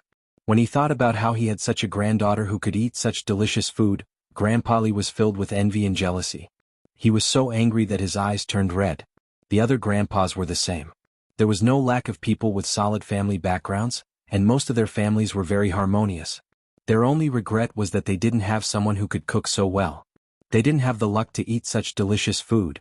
Old Master Cheng met everyone's resentful gazes without any psychological burden. The gloominess of being ridiculed for not fishing in the morning completely disappeared without a trace. So what if you're good at fishing? There's still no one to cook for you. Su Yiyen saw the smug and arrogant look on her grandfather's face.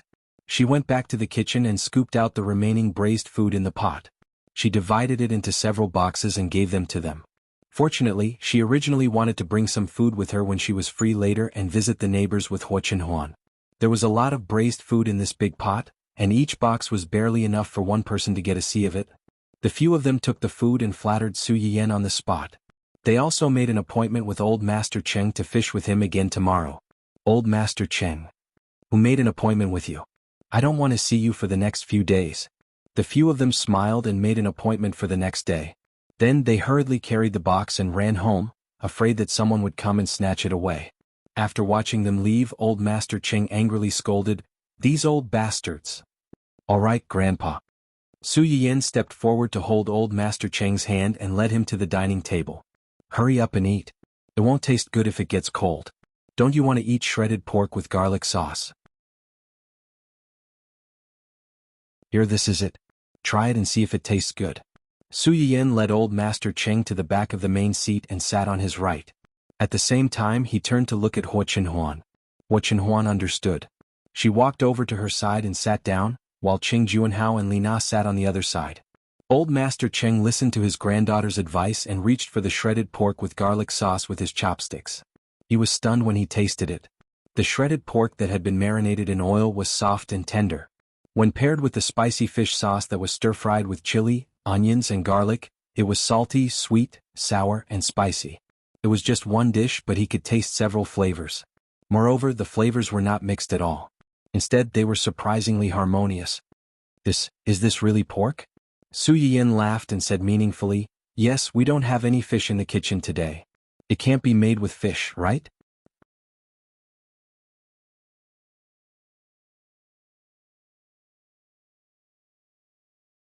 Chapter 6:18. Old Master Cheng was instantly pleased. Even if there was no fish, his precious granddaughter could still make all kinds of delicious dishes that were not inferior to fish. In the end he still won. Su Yiyan saw that Old Master Cheng's expression was slightly better. After eating the shredded pork with garlic sauce, he turned to the boiled beef and stopped coaxing him.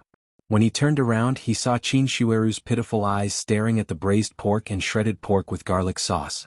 He couldn't help but laugh and pushed the spicy pork kidney, potato ribs, seaweed beef and chestnut braised chicken in front of her. "Aunt, eat these first. The wolfberry black chicken soup is still simmering on the stove. Drink a bowl of soup after you finish eating. Don't eat the shredded pork with garlic sauce first. If you still want to eat it after the baby is born, I'll make more for you." Qin Shueru's face turned red. She didn't dare to look at the other dishes and focused on eating her pregnancy meal. Su Yiyan was worried that Huo Chenhuan wasn't very used to this place. After that, she helped him put food in his bowl and wanted to pile it into a steeple. While Su Yiyan was cooking, Huo Chenhuan followed Qin Shueru and Cheng Juanhao around the big courtyard. She was no longer as distant as before. However, in the face of Su Yiyan's special care, Huo Chenhuan accepted it without any psychological burden. At the same time she returned the favor with a pile of food. Cheng Juanhao pursed his lips and looked at his wife sadly when he saw the two of them skillfully starting to abuse each other. Qin Shueru's mouth twitched. She patted his head resignedly and put a prawn in his bowl. Cheng Juanhao was instantly revived and began to eat the prawn happily. Old Master Cheng, who was watching this scene from afar. How did he give birth to such a useless son? Old Master Cheng's mood, which had just improved, fell to the bottom again when he saw that there wasn't much braised food left on the table. Su Yiyan saw through his thoughts and smiled helplessly. "Grandfather, Chenhuan and I will be staying here for a month or two. Are you worried that there won't be enough food?" Old Master Cheng was stunned and fell into deep thought. Soon he smiled again. After dinner, Su Yiyan took Huo Chenhuan back to her room. Su Yiyan would stay with the Qing family for a period of time every year, so the Qing family had a special room for her to stay in. Even if she didn't come over, it was always empty. Su Yiyan pulled Huo Chenhuan into the house and looked around to make sure that nothing was missing. The furnishings were all in their original positions. "This dressing table and bed were left to me by my grandmother. They're imitations of the bed and dressing table that girls used when they became nuns. Do they look good?" Huo Chenhuan looked in the direction Su Yiyan pointed and saw the big bed and dressing table in the corner. Her eyes flashed and she said with a faint smile, "They look good." Su Yiyan pulled Huo Chenhuan to sit on the bed and reached out to touch the carved peony flower beside the bed. She smiled and said, "My grandmother wanted to give this bed to my mother as a dowry, but Sea City was too far away from a city, so she could only leave it at home. Later, my mother gave birth to me, so this bed naturally belonged to me." "You've been sleeping in this room when you came here before?" "Yes." Su Yiyan nodded. "I lived here most of the time before I turned 7. At that time, my aunt was worried that I would be afraid of the dark at night, so she often came over to sleep with me and tell me stories." "What stories did she tell you?" Su Yiyan leaned against the bedpost and yawned. "Some fairy tales. Red Riding Hood, Big Bad Wolf, and so on."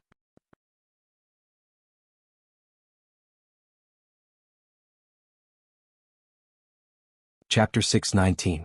Huo Chenhuan raised his eyebrows slightly and whispered into her ear with a faint smile. "Then, did she say that Red Riding Hood was eaten by the big bad wolf in the end?" "What?" Su Yiyan did not hear clearly and turned to look at him in confusion. "Nothing." Huo Chenhuan could see that she was tired. He reached out to hold her shoulders and let her lean on him. "Tired?"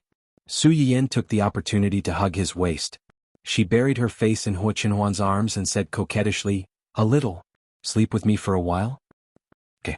The couple, who had woken up early in the morning, hugged each other and took an afternoon nap. On the other side, Old Master Cheng asked his daughter-in-law for a picture of the lunch table. He opened a group called Elderly Fishing Group and sent it out. He ching, picture, picture, picture, picture, picture. After sending it out, he still did not vent his anger. He opened Old Man Li's private account and sent him a copy. Grandpa Li was looking at his son and grandson with disdain. They had really wasted their lives. They could not even show him filial piety by stuttering. Now they were coveting the food he had painstakingly obtained. They were really unfilial. The father and son of the Li family met their fathers, grandfathers, disdainful gaze and were embarrassed. Although Old Master Li was usually strict with them, he had never despised them as much as he did today. The two of them subconsciously asked their wives for help, but they received the same confused gaze. So what the hell is going on? After thinking for a while, the whole family turned their eyes to the box of braised meat in front of the old man. The last time Old Master Li went to Old Master Cheng's place to snatch some back, they were not at home.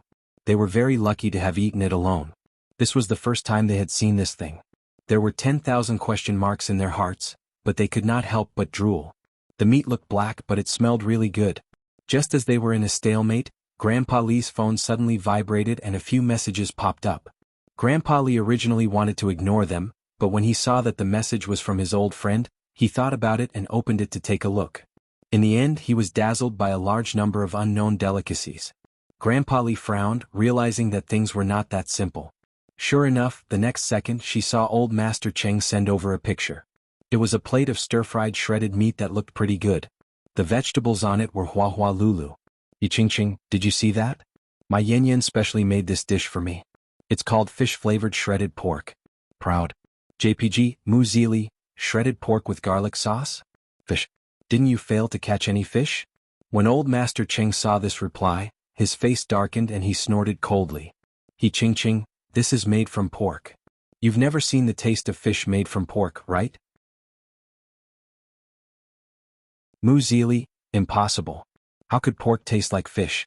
Through the screen, Old Master Cheng could imagine Rao's surprised expression, and his mood instantly improved. Ching, that's because you're ignorant. Just because you haven't seen it before doesn't mean that Ing didn't tell you. This shredded meat is especially soft and tender. It tastes salty, sweet, sour, and spicy. That taste, Grandpa Li could not help but swallow his saliva when he heard Old Master Cheng's explicit description. However, he still could not believe it. In his opinion, this was just a plate of ordinary shredded meat. Mu Zili, woof, how could a dish have so many flavors? It must taste terrible.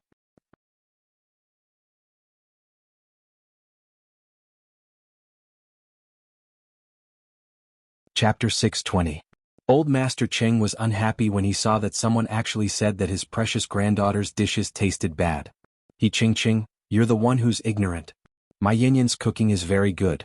How can her dishes taste bad?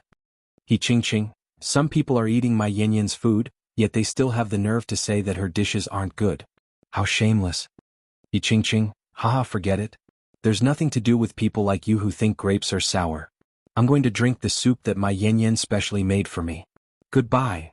After Old Master Cheng sent a few messages dissing Grandpa Li from head to toe, he decisively blacklisted him.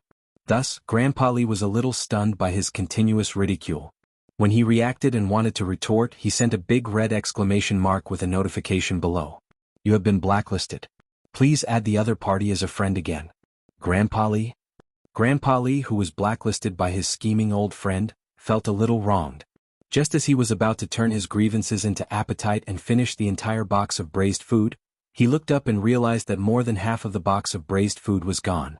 There was only a piece of braised meat, half a piece of duck gizzard, and a chicken claw left. He then looked at his son, daughter-in-law, grandson, and granddaughter-in-law around the table. They were all eating with relish. The anger in Grandpa Li's heart exploded as if hot oil had been poured on it. You unfilial sons. At that time, Su Yiyan still didn't know that she had become the fuse for a family war. She was hugging her man and sleeping soundly. At this time, her livestream recording also reached its peak. Her fish-flavored shredded pork and wife pancake in the livestream caused a heated discussion. At first, some viewers thought that these two delicacies were very rare. Different ingredients could be processed to produce the same taste. Moreover, the name of this wife pancake was quite interesting. Just like the viewers in the livestream, buying such an exquisite box of desserts to coax one's wife or girlfriend, or even to confess one's love. However, no one would have thought that because of the heated discussion among the audience, these two things would silently climb to the real-time hot topic list. There was an employee in Hei restaurant who liked to surf the internet. While he was free, he browsed the internet and saw the Yuxiang shredded pork hanging on the ceiling. It was not that he was sensitive, but the shredded pork with garlic sauce was one of the signature dishes of Hei restaurant, and other restaurants did not have it. When the staff saw their signature dish on the internet, they were immediately energized. They thought that a customer who had come to the restaurant before had praised their restaurant's dishes on the internet for being novel and delicious. In the end, when he clicked on it, he found that an internet celebrity had streamed the dish live. He even boasted shamelessly that the dish was made with pork and had nothing to do with fish. The staff's first reaction was that this internet celebrity was deliberately trying to make their restaurant popular. They hurriedly informed their restaurant's manager-cum-chef, Lu Jingjing, about this. Lu Jingyun was also stunned when he saw this hot topic. After seeing the culprit who caused all this, his eyes turned cold. 10 minutes later, Lu Jingjing used the Hai Restaurant's account to post a status update. Hey Restaurant Nandi and me, these days some young people like to bite off more than they can chew. They will do anything to become famous, and they will eventually suffer the consequences.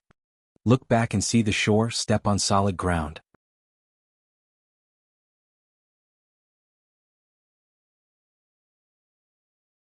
Chapter 6:21. She didn't mention Su Yiyan in her live stream, but it gave people a feeling that she was pointing at the mulberry tree and cursing the locust tree. She was using her identity as an elder to persuade the younger generation not to continue to make mistakes. Of course, this was only in the eyes of Su Yiyan's fans and some passers-by.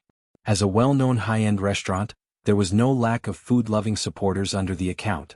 As soon as they saw this post, they immediately thought of the fish-flavored shredded pork on the hot topic list.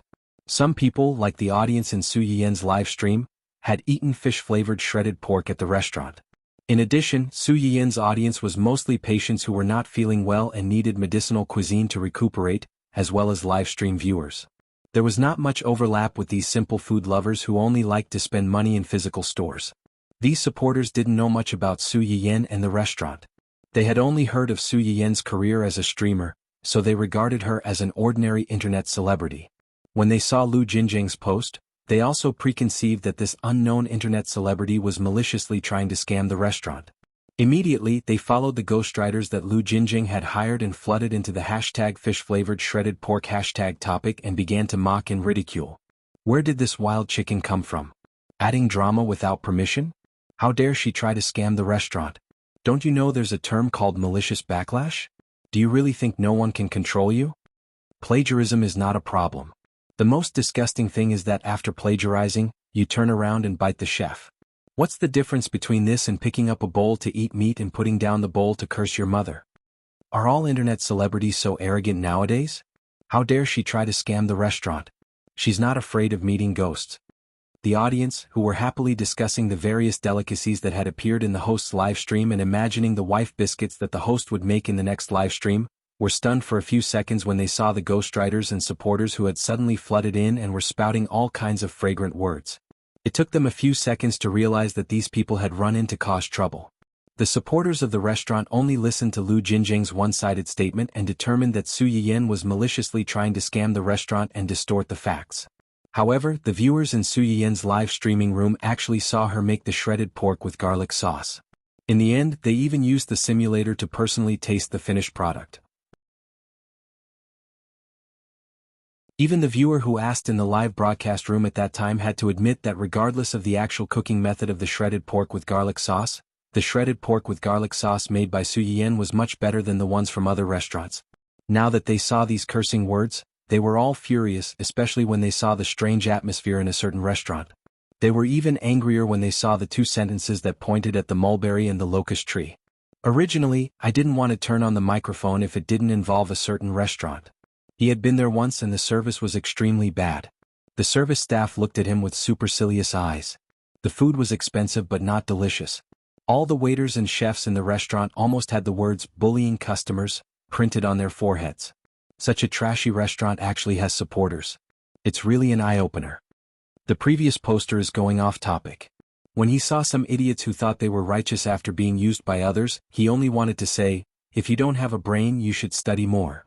Shredded pork with garlic sauce was a dish from ancient Earth that had long been lost. Whether it's the host or the restaurant, it's just a restoration. Someone is also shameless. They even flaunted that they were unique. What a joke.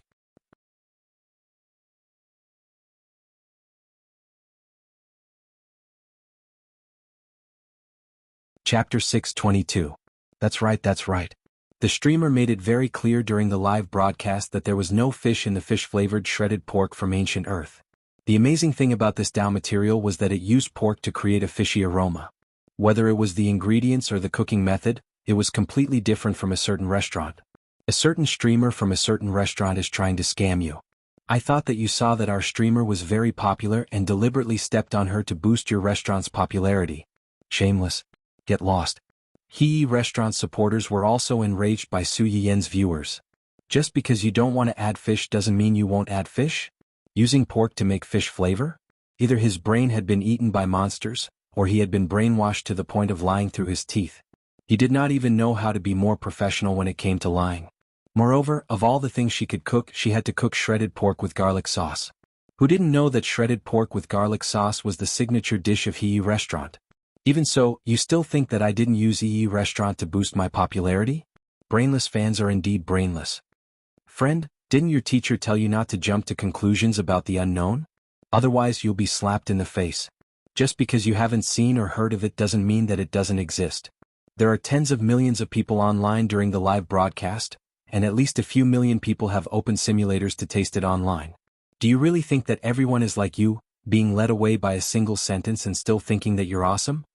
As for the signature dish of a certain restaurant, let me emphasize this one last time. Shredded pork with garlic sauce is a dish from ancient Earth. Do you have any evidence to prove that your restaurant is the dish from ancient Earth? If your family can do it, others can't do it. What's the difference between this and those companies who maliciously snatch trademarks? Is this dish your original creation? How dare the streamer plagiarize you?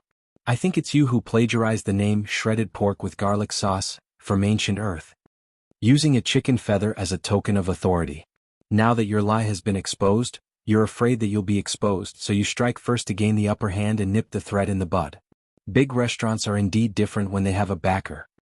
The viewers in Su Yiyan's live broadcast room had experienced a few inexplicable incidents. Whether it was in terms of fighting power or organization, they had made a qualitative leap.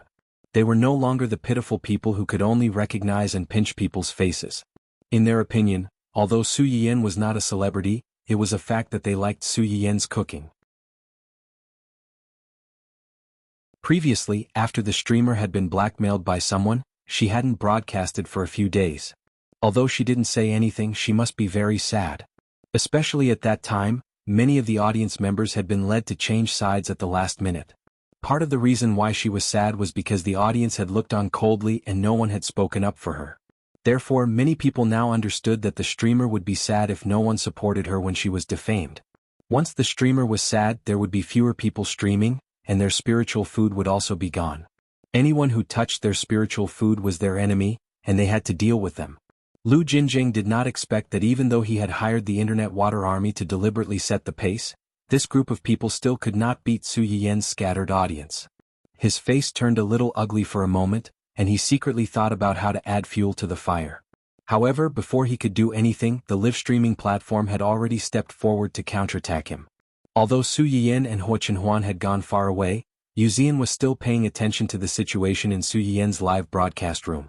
He was conscientious in doing all the explosion-proof work. As early as when Su Yiyan's live broadcast had mentioned the cooking method of fish-flavored shredded pork, Yu Zian had sensed that something was wrong. He had asked the public relations department to make emergency preparations in advance.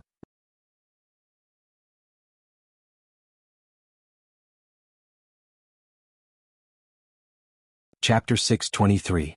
Sure enough, in less than an hour, the people from He restaurant ran over to cause trouble for young Master Rao. Yu Zian was annoyed by these guys.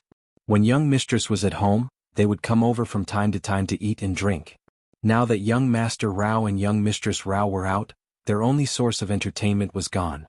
These people were still rushing over to provoke them. Weren't they looking for trouble? Brothers were coming back. As usual, the one who contributes the most will be included in the week's assessment. The one who performs the best may get a portion of young Master Ru's premium medicinal cuisine. For your employee benefits, let's go. Yu Zian's heart was filled with ambition, but he didn't expect that just as he finished shouting his slogan, he was stopped by someone. Wait boss, it seems that someone made a move first. Someone made a move first? Yu Zian was stunned. Zui Yanbai and Gu Xiaoyang are fighting for credit again? It doesn't seem to be them. It's the audience in young mistress's live broadcast room. Audience? Yu Zian was stunned and hurried to the screen. It turned out that one of the audience members who watched Su Yiyan's live broadcast was very interested in her fish-flavored shredded pork and wife biscuits. Coincidentally, he majored in ancient Earth research or archaeology. Out of curiosity, he sent the clip to his supervisor. The supervisor was also very surprised when he saw it. He flipped through the ancient books at hand and really found the sentence that Su Yiyan mentioned. There was no fish in the fish-flavored shredded pork. As for the second half of the sentence, it was already eaten by worms and could not be seen clearly. As a result, the supervisor was also interested in the host that the student was talking about. He asked the student to recommend Su Yiyan's live broadcast room to him. When Su Yiyan's next live broadcast, he also wanted to see what this legendary wife biscuit looked like. The audience member was very happy to be recognized by the supervisor and immediately recommended Su Yiyan's live broadcast room to his supervisor. At the same time, he also recommended many of the medicinal cuisines and daily dishes that Su Yiyan had made before. After he finally calmed down from the excitement of, "From today onwards, I'll follow the same host as my supervisor." Just as he was about to post the incomplete script that his teacher had sent him online to show off, he saw the post from a restaurant's public account. He immediately became angry and directly fired at a certain restaurant. These days, some people like to take advantage of their seniority and stifle the newcomers. You created a fake dish in the name of restoring ancient earth dishes, and when you were exposed, you turned around and mocked others for being too young and inexperienced to be compared with you. You even slandered others for plagiarism. You made the entire industry your own words, and it was all for the sake of profit. Who doesn't know how to do both? In this world, it's not that old people become hooligans, it's that hooligans become old. He still didn't mention a certain restaurant in the entire article. Instead, he directly pointed out that some people were taking advantage of their seniority and deliberately suppressing the newcomers for their own benefit. Most importantly, he even sent out the waxy yellow scroll, stating that it was found by his teacher after searching through ancient books. Moreover, only the first half of the sentence was recorded, the second half was lost. Even so, it could still prove that Su Yiyan's method was the true one. Unfortunately, this audience member wasn't famous. After posting this post, he was directly labeled as a brainless fan. He was accused of maliciously involving ancient books to whitewash Su Yiyan, and was not worthy of studying ancient books at all.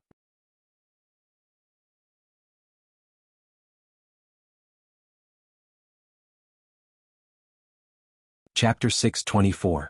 As the saying goes, a fan is better than 10 haters.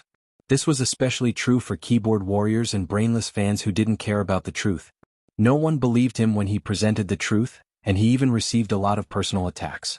This infuriated the audience, and even the mentors in the audience were infuriated. It just so happened that this tutor was an old urchin who was especially protective of his students. He immediately activated his own interpersonal relationships and pulled people to support his student. Half an hour later, the Ancient Earth Cultural Research Institute forwarded the student's post. However, the person they thanked was Su Yiyan. Ancient Earth Cultural Research Institute, v. Thank you Yinyan's Kitchen for carefully restoring Ancient Earth's food culture. I hope you will continue to work hard in the future and work together to add bricks and tiles to ancient culture research. This research institute was different from the one that had repeatedly supported Su Yiyan. It specialized in the study of ancient Earth's cultural classics and intangible heritage. It had many fans who were very curious and fond of ancient Earth's culture. As soon as the official thank you was sent out, many people were stunned.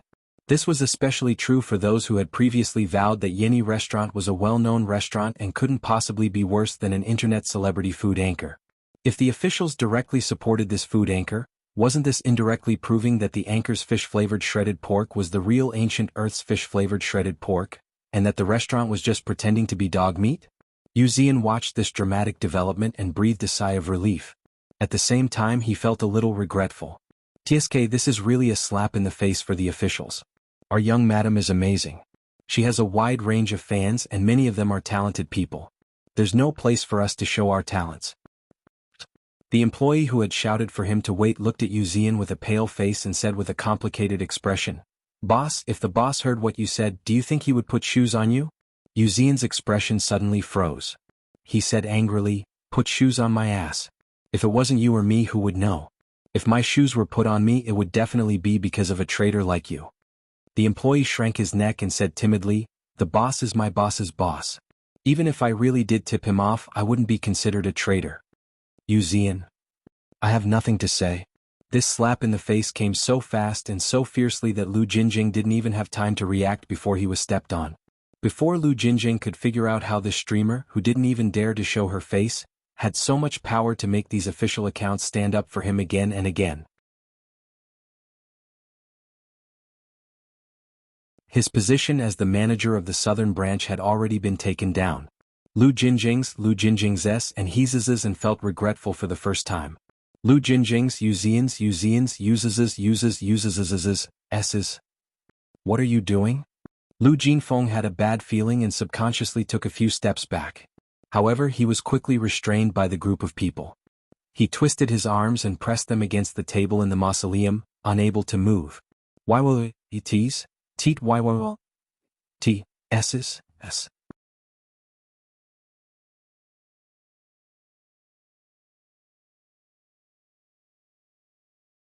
Chapter 625.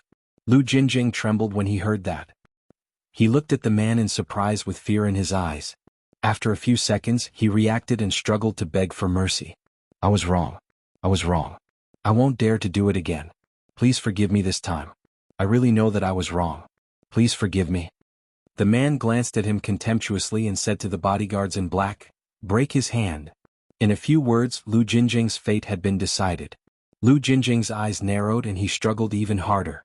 If it was just a dismissal, he could still use his hands and his cooking skills to make money to support his family. Even if he couldn't stay in a city, it would be good to go back to the countryside and open a restaurant. But now the boss asked people to break his hand. It was clear that he was ready to completely cut off his way out. From now on, he was afraid that he would have no way to make a comeback. Lu Jinjing kept struggling and begging for mercy, but in the end he couldn't soften the man's heart. A moment later, a high-pitched scream suddenly came from the restaurant. It scared the passers-by outside and they hurriedly turned around and bypassed this inexplicably terrible place. Solved? Cripple his hand and drive him out. Liu respectfully stands beside Do-yi and says in a low voice. Do-yi narrowed his eyes and his expression was uncertain. After a long time he spat out 3 words, too stupid. Liu's heart trembled. Wasn't it too stupid? In their young master's restaurant, he dared to fool around and use his power for personal gain. If he didn't mess with him, who would he mess with? In fact, if it was only because of this incident, Lu Jinjing's end would not be as miserable as it was now. He was unlucky because he underestimated the power of this online streamer and provoked people who shouldn't be provoked. Not only did he fail, but his subordinates also happened to find out that he was related to Lu Dachui, the manager of the Fragrance of Manlu, who had used despicable means to maliciously report the carnival hall. Because of this relationship, Lu Jinjing had a grudge with this streamer. When he saw the comments on the internet, he was impulsive and wanted to use the restaurant's influence to solve his personal grievances, which caused the reputation of He restaurant to be damaged. And that was not the most fatal thing. The main reason why he ended up in such a miserable state was that he secretly gave some of his best dishes to his nephew, Lu Dachui, so that he could open the Manlu Incense restaurant. Although that restaurant was nothing compared to the He restaurant, the restaurant had its own rules. Once the chefs of Hai restaurant were hired, their culinary skills could not be spread outside unless they resigned. Putting aside what happened after he left his post when he was still in office, it was clearly forbidden to pass on his skills to him. Lu Jinjing had already violated a big taboo when he was aware of it. Now that he was involved in the private use of public resources, he was really digging his own grave. Do-yi hates useless people, but he hates people who bring him trouble. Lu Jinjing is one of them. His end can be imagined. Do-yi wouldn't spend too much effort on a useless person who had already been abandoned. After confirming that his subordinates had solved the problem, Do-yi shifted his attention to the online streamer who had damaged their restaurant's reputation.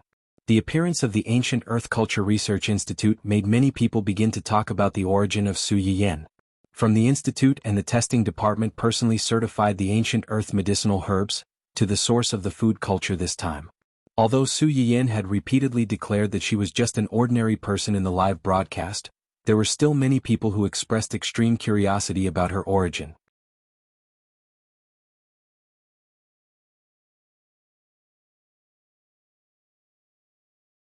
Chapter 626. Some people even thought that she might have come from a scholarly family, a hidden clan that had been passed down for thousands of years. Otherwise, how could her family have so many books that recorded ancient Earth? The reason why she didn't show up was that she wanted to keep a low profile. While doing what she liked, she wanted to protect her family from being disturbed. Many people knew this, but because of their own curiosity, they wanted to dig out her identity. For this reason they didn't hesitate to use some outrageous means. Of course, these means didn't really have any effect. They were strangled in the cradle by Zhu Yanbai and others. Dou Yi looked at the comments about Su Yiyan on the internet, as well as the shares of the lucky audience who had been to the restaurant or the live broadcast room. His eyes flashed and he couldn't help but be a little interested in this mysterious woman.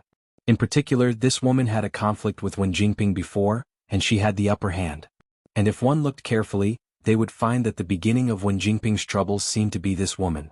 Was this woman more capable than Wen Jingping? Was her medicinal diet more effective than Wen Jingping's food? Dou Yi was thinking about whether Su Yiyan or Wen Jingping was more valuable, when one of the parties involved appeared at the door. Wen Jingping had just returned from outside when she heard about the incident at Hei restaurant. After understanding the ins and outs of the matter, Wen Jingping's face turned pale. She had suspected that this food anchor who suddenly appeared and didn't show her face was also a transmigrator like her.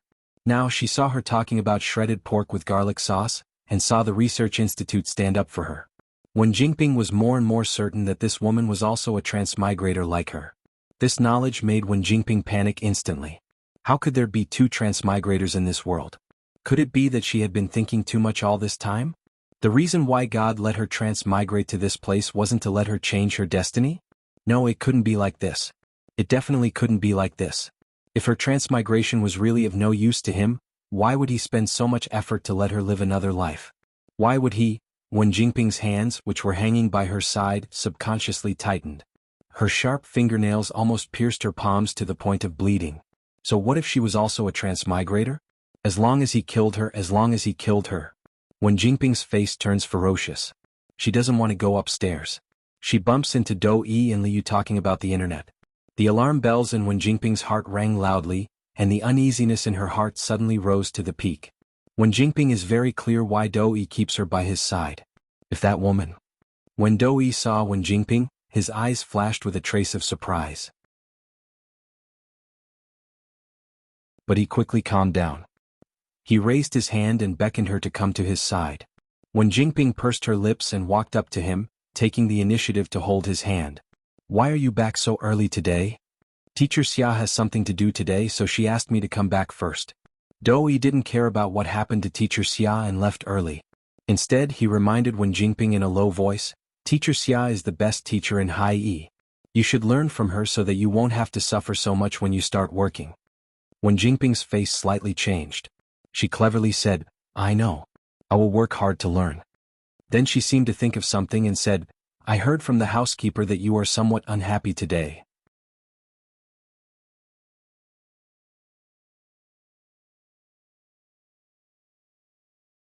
Chapter 627. A cold glint flashed in Dou Tiany's eyes, but he said, well, something happened at one of our restaurant branches, but it has been resolved. I just took a look and it seems to be related to a live streamer on Chu. Dou Tiany glanced at her and said calmly, it was a branch manager who didn't handle it well and was caught. Wen Jingping lowered her head and whispered, I think, it's not that simple. It's not that simple? Dou Tiany looked at her with great interest. You mean this might not be just a problem with my subordinates? Yes. Wen Jingping showed a troubled and tangled expression. She hesitated for a moment before saying, in fact, I used to be a live streamer on Chu for a while to save money for tuition and living expenses. Before this live streamer appeared, I was still a newbie live streamer promoted by the gourmet section of this live streaming platform. Dou Tiany raised his eyebrows. Then why didn't you continue to live stream later? Instead, you went to the entertainment industry? Wen Jingping pursed her lips and was a little sad. When she first joined the website, I happened to accept a variety show and stopped broadcasting for a while. When I had time to go online, I received a reminder from some of my live stream viewers, saying that someone was deliberately imitating my live stream and copying some of the dishes I had streamed in my live stream room. I was very angry at the time, so I warned her online. I didn't expect. What? I didn't expect this person to have such a strong background. She turned black and white and said that I deliberately scammed her to make her popular. She even found people from the research institute to support her. At that time, I was just an ordinary live streamer on the platform. How could I compete with a behemoth like the research institute? Wen Jingping's eyes immediately turned red when she said this. She looked like a weak and pitiful person who was bullied by the strong. It didn't take long for the platform to terminate my contract. They also withheld all the income one earned from live streams, saying that I violated the company's rules and tarnished the reputation of the platform. They asked me to pay compensation. Not only will I not be able to get the money that originally belonged to me, but I will also have to pay a large sum of money to the platform. Dou Qianyi didn't say anything. When Jingping gritted her teeth and continued, later I realized that something was wrong. I wanted to look for the fans who reminded me of the plagiarism, but I found. Dou Qianyi looked at her with interest. What did you find? I discovered that those people seemed to have evaporated into thin air. Dou Qianyi saw through her thoughts at a glance.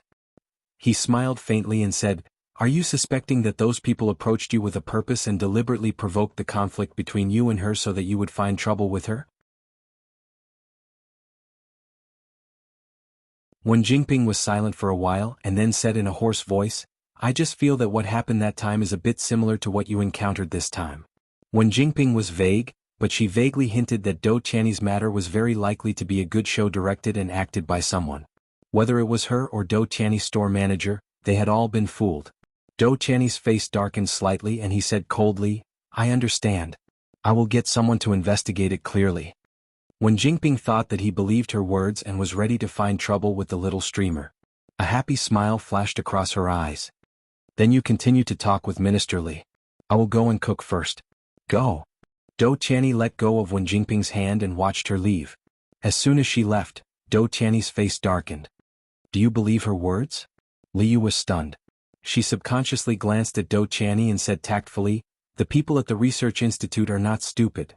They would personally stand up for a woman's performance."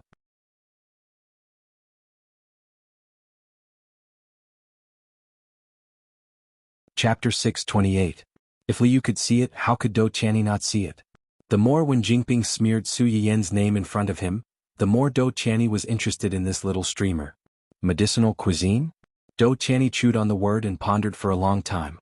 Suddenly he said, "Get someone to bring a portion of this streamer's so-called medicinal cuisine over." Liu froze for a moment and said awkwardly, "The medicinal cuisine in her restaurant is 1 serving per person. It can't be taken out."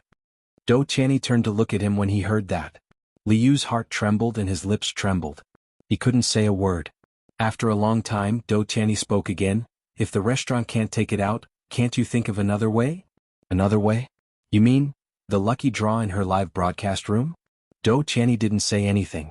Liu knew that this was indeed a way, but this streamer's live broadcast room had tens of millions of viewers. It was very difficult to be favored by the goddess of luck and become 1 in 10 million. The only way was to try to get the lucky viewers to transfer the food to them. However, this would probably take a lot of effort and money. As if he could read Liu's mind, Dou Qianyi glanced at him and added, "No matter the cost." With this guarantee, Liu breathed a sigh of relief and promised, "I understand. I'll get someone to keep an eye on this live broadcast room. When she broadcasts next time, we'll definitely bring it back." Okay.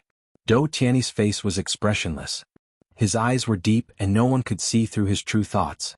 He didn't care what kind of grudge this woman had with Wen Jingping, but before that he had to figure out if this woman's medicinal cuisine was really as magical as the people on the internet said. Su Yiyan slept for a very long time. When she woke up, the sky was almost dark. She had slept through a meaningless dispute. Huo Chenhuan had woken up a long time ago, but seeing that she was sleeping soundly, he didn't move. He just watched her sleeping face from the side until she woke up. When Su Yiyan woke up, she looked at the sky outside as if she had just woken up from a dream.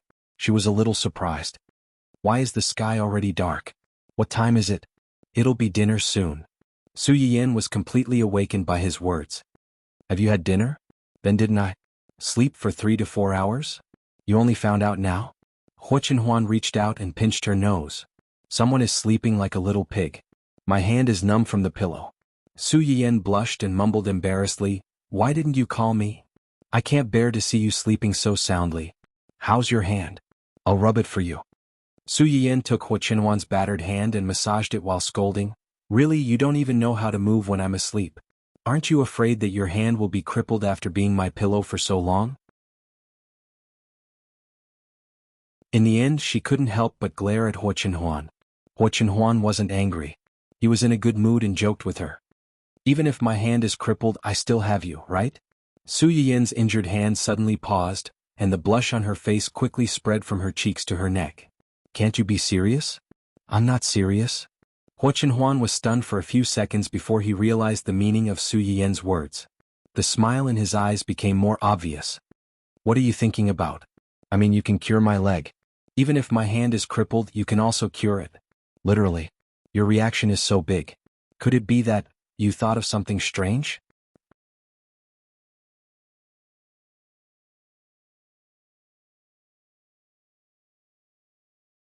Chapter 629. Su Yiyan looked into Huo Chenhuan's eyes and finally got angry out of humiliation. She flung his hand away, pushed him forward, and got off the bed first. Huo Chenhuan knew when to stop and didn't tease her anymore. He got up and straightened his clothes before going back to the front yard with her. Qin Shueru saw the two of them come out and looked at them a few times. She said with a smile that wasn't a smile, "You're up?" Su Yiyan avoided her probing eyes and quickly changed the topic. "Where's Grandpa and Uncle?" "Your uncle went out to buy something. As for Grandpa, he took Dun Dun out for a walk a while ago. They should be back soon." Chow chow chow chow chow chow. Just as the two of them mentioned Old Master Cheng, a familiar barking sound came from outside. They looked in the direction of the sound and saw Dun Dun running in with his short legs. Behind him was Old Master Cheng, who was leisurely driving the dog with the leash. Go go go go quickly. Tieske, this is the bad thing about having short legs. You can't run fast. Su Yiyan and the others, Dun Dun with short legs. It's bad enough that you ran away, but you're saying that your legs are short. You're going too far. The man and the dog finally made it into the house after being dragged along. Dun Dun spread his legs and fell forward, becoming a dog biscuit on the ground. Old Master Cheng couldn't help but scold it again. You're getting lazier and lazier. Previously you were very active when I took you out to play. You ran all over the place and I couldn't stop you. Today you just went out for a walk and you can't run anymore. I even had to drag you back. Really? Old Master Cheng squatted beside Dun Dun and looked at him carefully. He clicked his tongue and said, I think you've gotten fat because of the good food these few months. Look at your body. You've gotten fatter than last time. I couldn't even carry you when I wanted to. You're a dog, so why are you so fat? You're not a pig. You must lose weight. Aunt Fong, don't give him meat tonight. Just prepare some vegetables. Woof. Woof woof woof. It was fine that he was despised for having short legs, but now he was personally attacking his body in race. The worst thing was that his dinner was being deducted. He couldn't live like this. Old Master Cheng seemed to have heard Richard's complaint. He looked at Richard meaningfully and said seriously, if you want to eat meat, you can go out with me every morning and night. Run more often and you should be able to lose weight. Woof. Dun Dun barked and wanted to protest, but Su Yiyan had already squatted beside it and reached out to pinch the back of its neck. As he touched her, he advised, be good. Grandpa took you out for a walk because he loves you. You can't have your cake and eat it too. If you don't want to eat, then go out for a walk. Old Masters love love love, olds that's olds, S's to Dun Dun of as a dog he.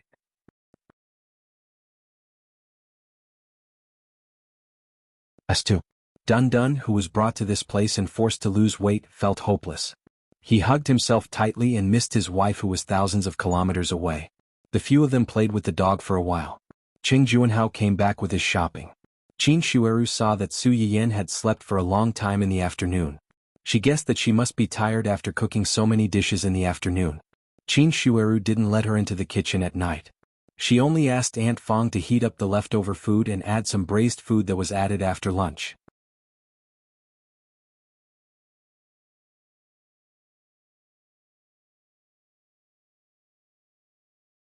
Chapter 630.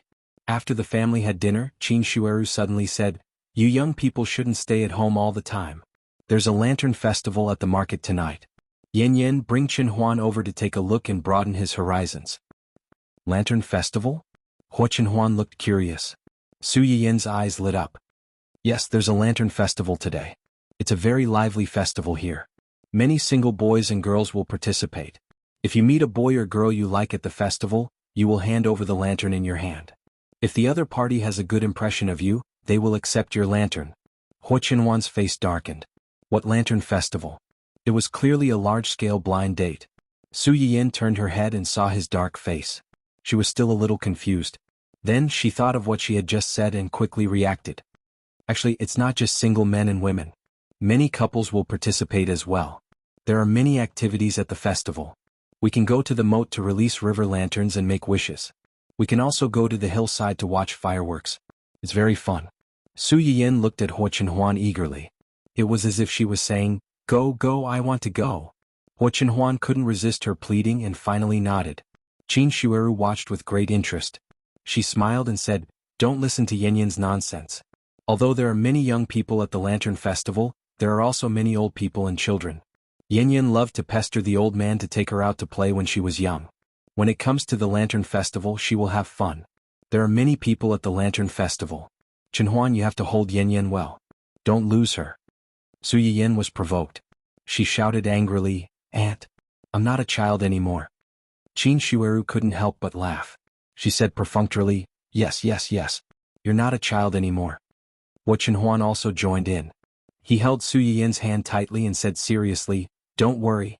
I'll hold her well. I won't lose her." "All right, go, go," Qin Shueru said as she pushed the two young men out of the door. The Lantern Festival was not far from the Cheng family's house, and it was only a 10-minute walk. The two of them walked side by side, and they could see the rows of beautiful lights from afar. "When did you come here often with your grandfather?" "Not often, just once or twice. At the Lantern Festival, fireworks would be set off at 8 or 9 o'clock. I liked watching fireworks. Every time I heard the commotion, I would make a fuss about coming over to play. There are many people at the Lantern Festival, so my grandfather was naturally worried about me running around alone. He could only reluctantly bring me here himself." Su Yiyan missed that period of time and felt a little regretful. Later on, Grandpa got older and older.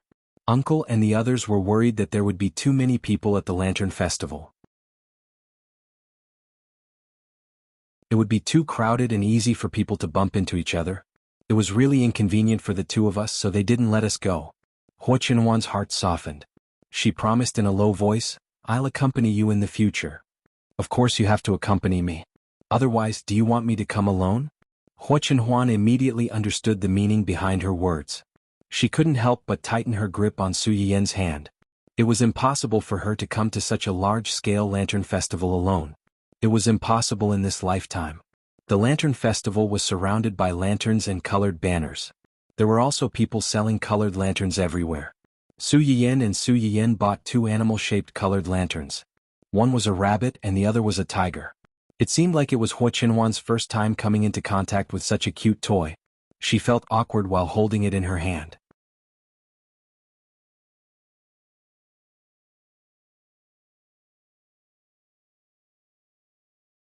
Chapter 631. Su Yiyan could tell at a glance, but she didn't expose him. She was having a hard time holding back her laughter. Just as Su Yiyan said, there were many young people at the Lantern Festival. There were a few girls or boys who were together, and there were also couples who came together. There were men and women of all ages, but there were relatively more single men and women. For this reason, many stalls set up couples to compete for prizes. It gave some young people who had a crush on each other but didn't know how to say it out loud an excuse to form a temporary team. Su Yiyan and Su Yiyan walked forward with the lanterns in their hands. Then they heard a commotion not far away. They took a closer look. It turned out that a stall was having an event. It wasn't a special event. It was just shooting balloons. There were 10 bullets. The more balloons they hit, the more generous the prize. Most of the prizes were different types of lanterns. The highest prize was a very beautiful lotus lantern. It was very big and there were silver patterns on the petals. If it could be lit up and placed in the river, it would reflect the ripples of the water. It would be very beautiful. When Su Yiyan saw the lotus lantern, she couldn't take her eyes off it. Huo Chenhuan's eyes flashed and she took the initiative to pull her over. "You." Su Yiyan was stunned for a moment. She staggered forward with Huo Chenhuan. When the stall owner saw the two of them, his eyes lit up. He took the initiative to ask, "Do the two of you want to try?" Huo Chenhuan glanced at him and went straight to the point. "The first prize is that lotus lantern?" "Yes, but you have to hit all 10 of them." Huo Chenhuan nodded and confirmed the prize. She immediately spent money to buy 2 sets of bullets. Su Yiyan finally reacted. She pulled Huo Chenhuan's clothes and asked in a low voice, "What are you doing? This game is very deceptive." Huo Chenhuan looked at her and smiled faintly. "You like that lotus lantern?" "What do I like? Are you going to find it for me?" "As long as you want it, I will find it for you." It was undeniable that Su Yiyan was struck by Rao's sugar-coated bullet and was a little stunned. By the time she realized what was going on, Huo Chenhuan had already started shooting balloons. This kind of balloon shooting activity seemed simple, but in fact, It was very difficult for people who had not touched the wooden warehouse to find the right direction at the beginning. Many of the balloons on the board were deliberately blown up, which imperceptibly created a certain level of difficulty for the customers. Several people had tried before, and there were many who could hit the target, but there was no cherry blossom who could hit all 10 shots. Huo Chenhuan and Zhang Ziyan were good-looking. As soon as they came over, they attracted a lot of attention. However, at this time many people were only attracted by their appearance.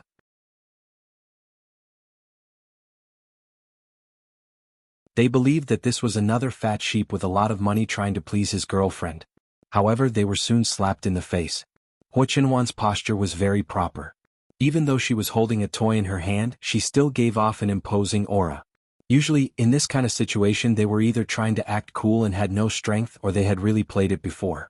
Huo Chenhuan was obviously the latter. His shooting speed was very fast and he did not need to aim at all. In the time that everyone was stunned, he had already shot 5 or 6 shots and all of them hit. The people around them seemed to have woken up from a dream. Even the stall owner was surprised. However, it was not that no one had started well before. It was normal to miss 1 or 2 shots towards the end. The stall owner quickly adjusted his facial expression. Like everyone else, he nervously looked at Huo Chenhuan, waiting for his last few shots. You're tuning in to the Han Li's Wuxia Adventures YouTube channel. We're so grateful for your support, and don't forget to subscribe to join us on this incredible journey through captivating stories. Your generosity through donations truly makes a world of difference, as it's the primary source of revenue that allows me to expand and enhance this channel for you. Thank you from the bottom of my heart for being a part of this adventure.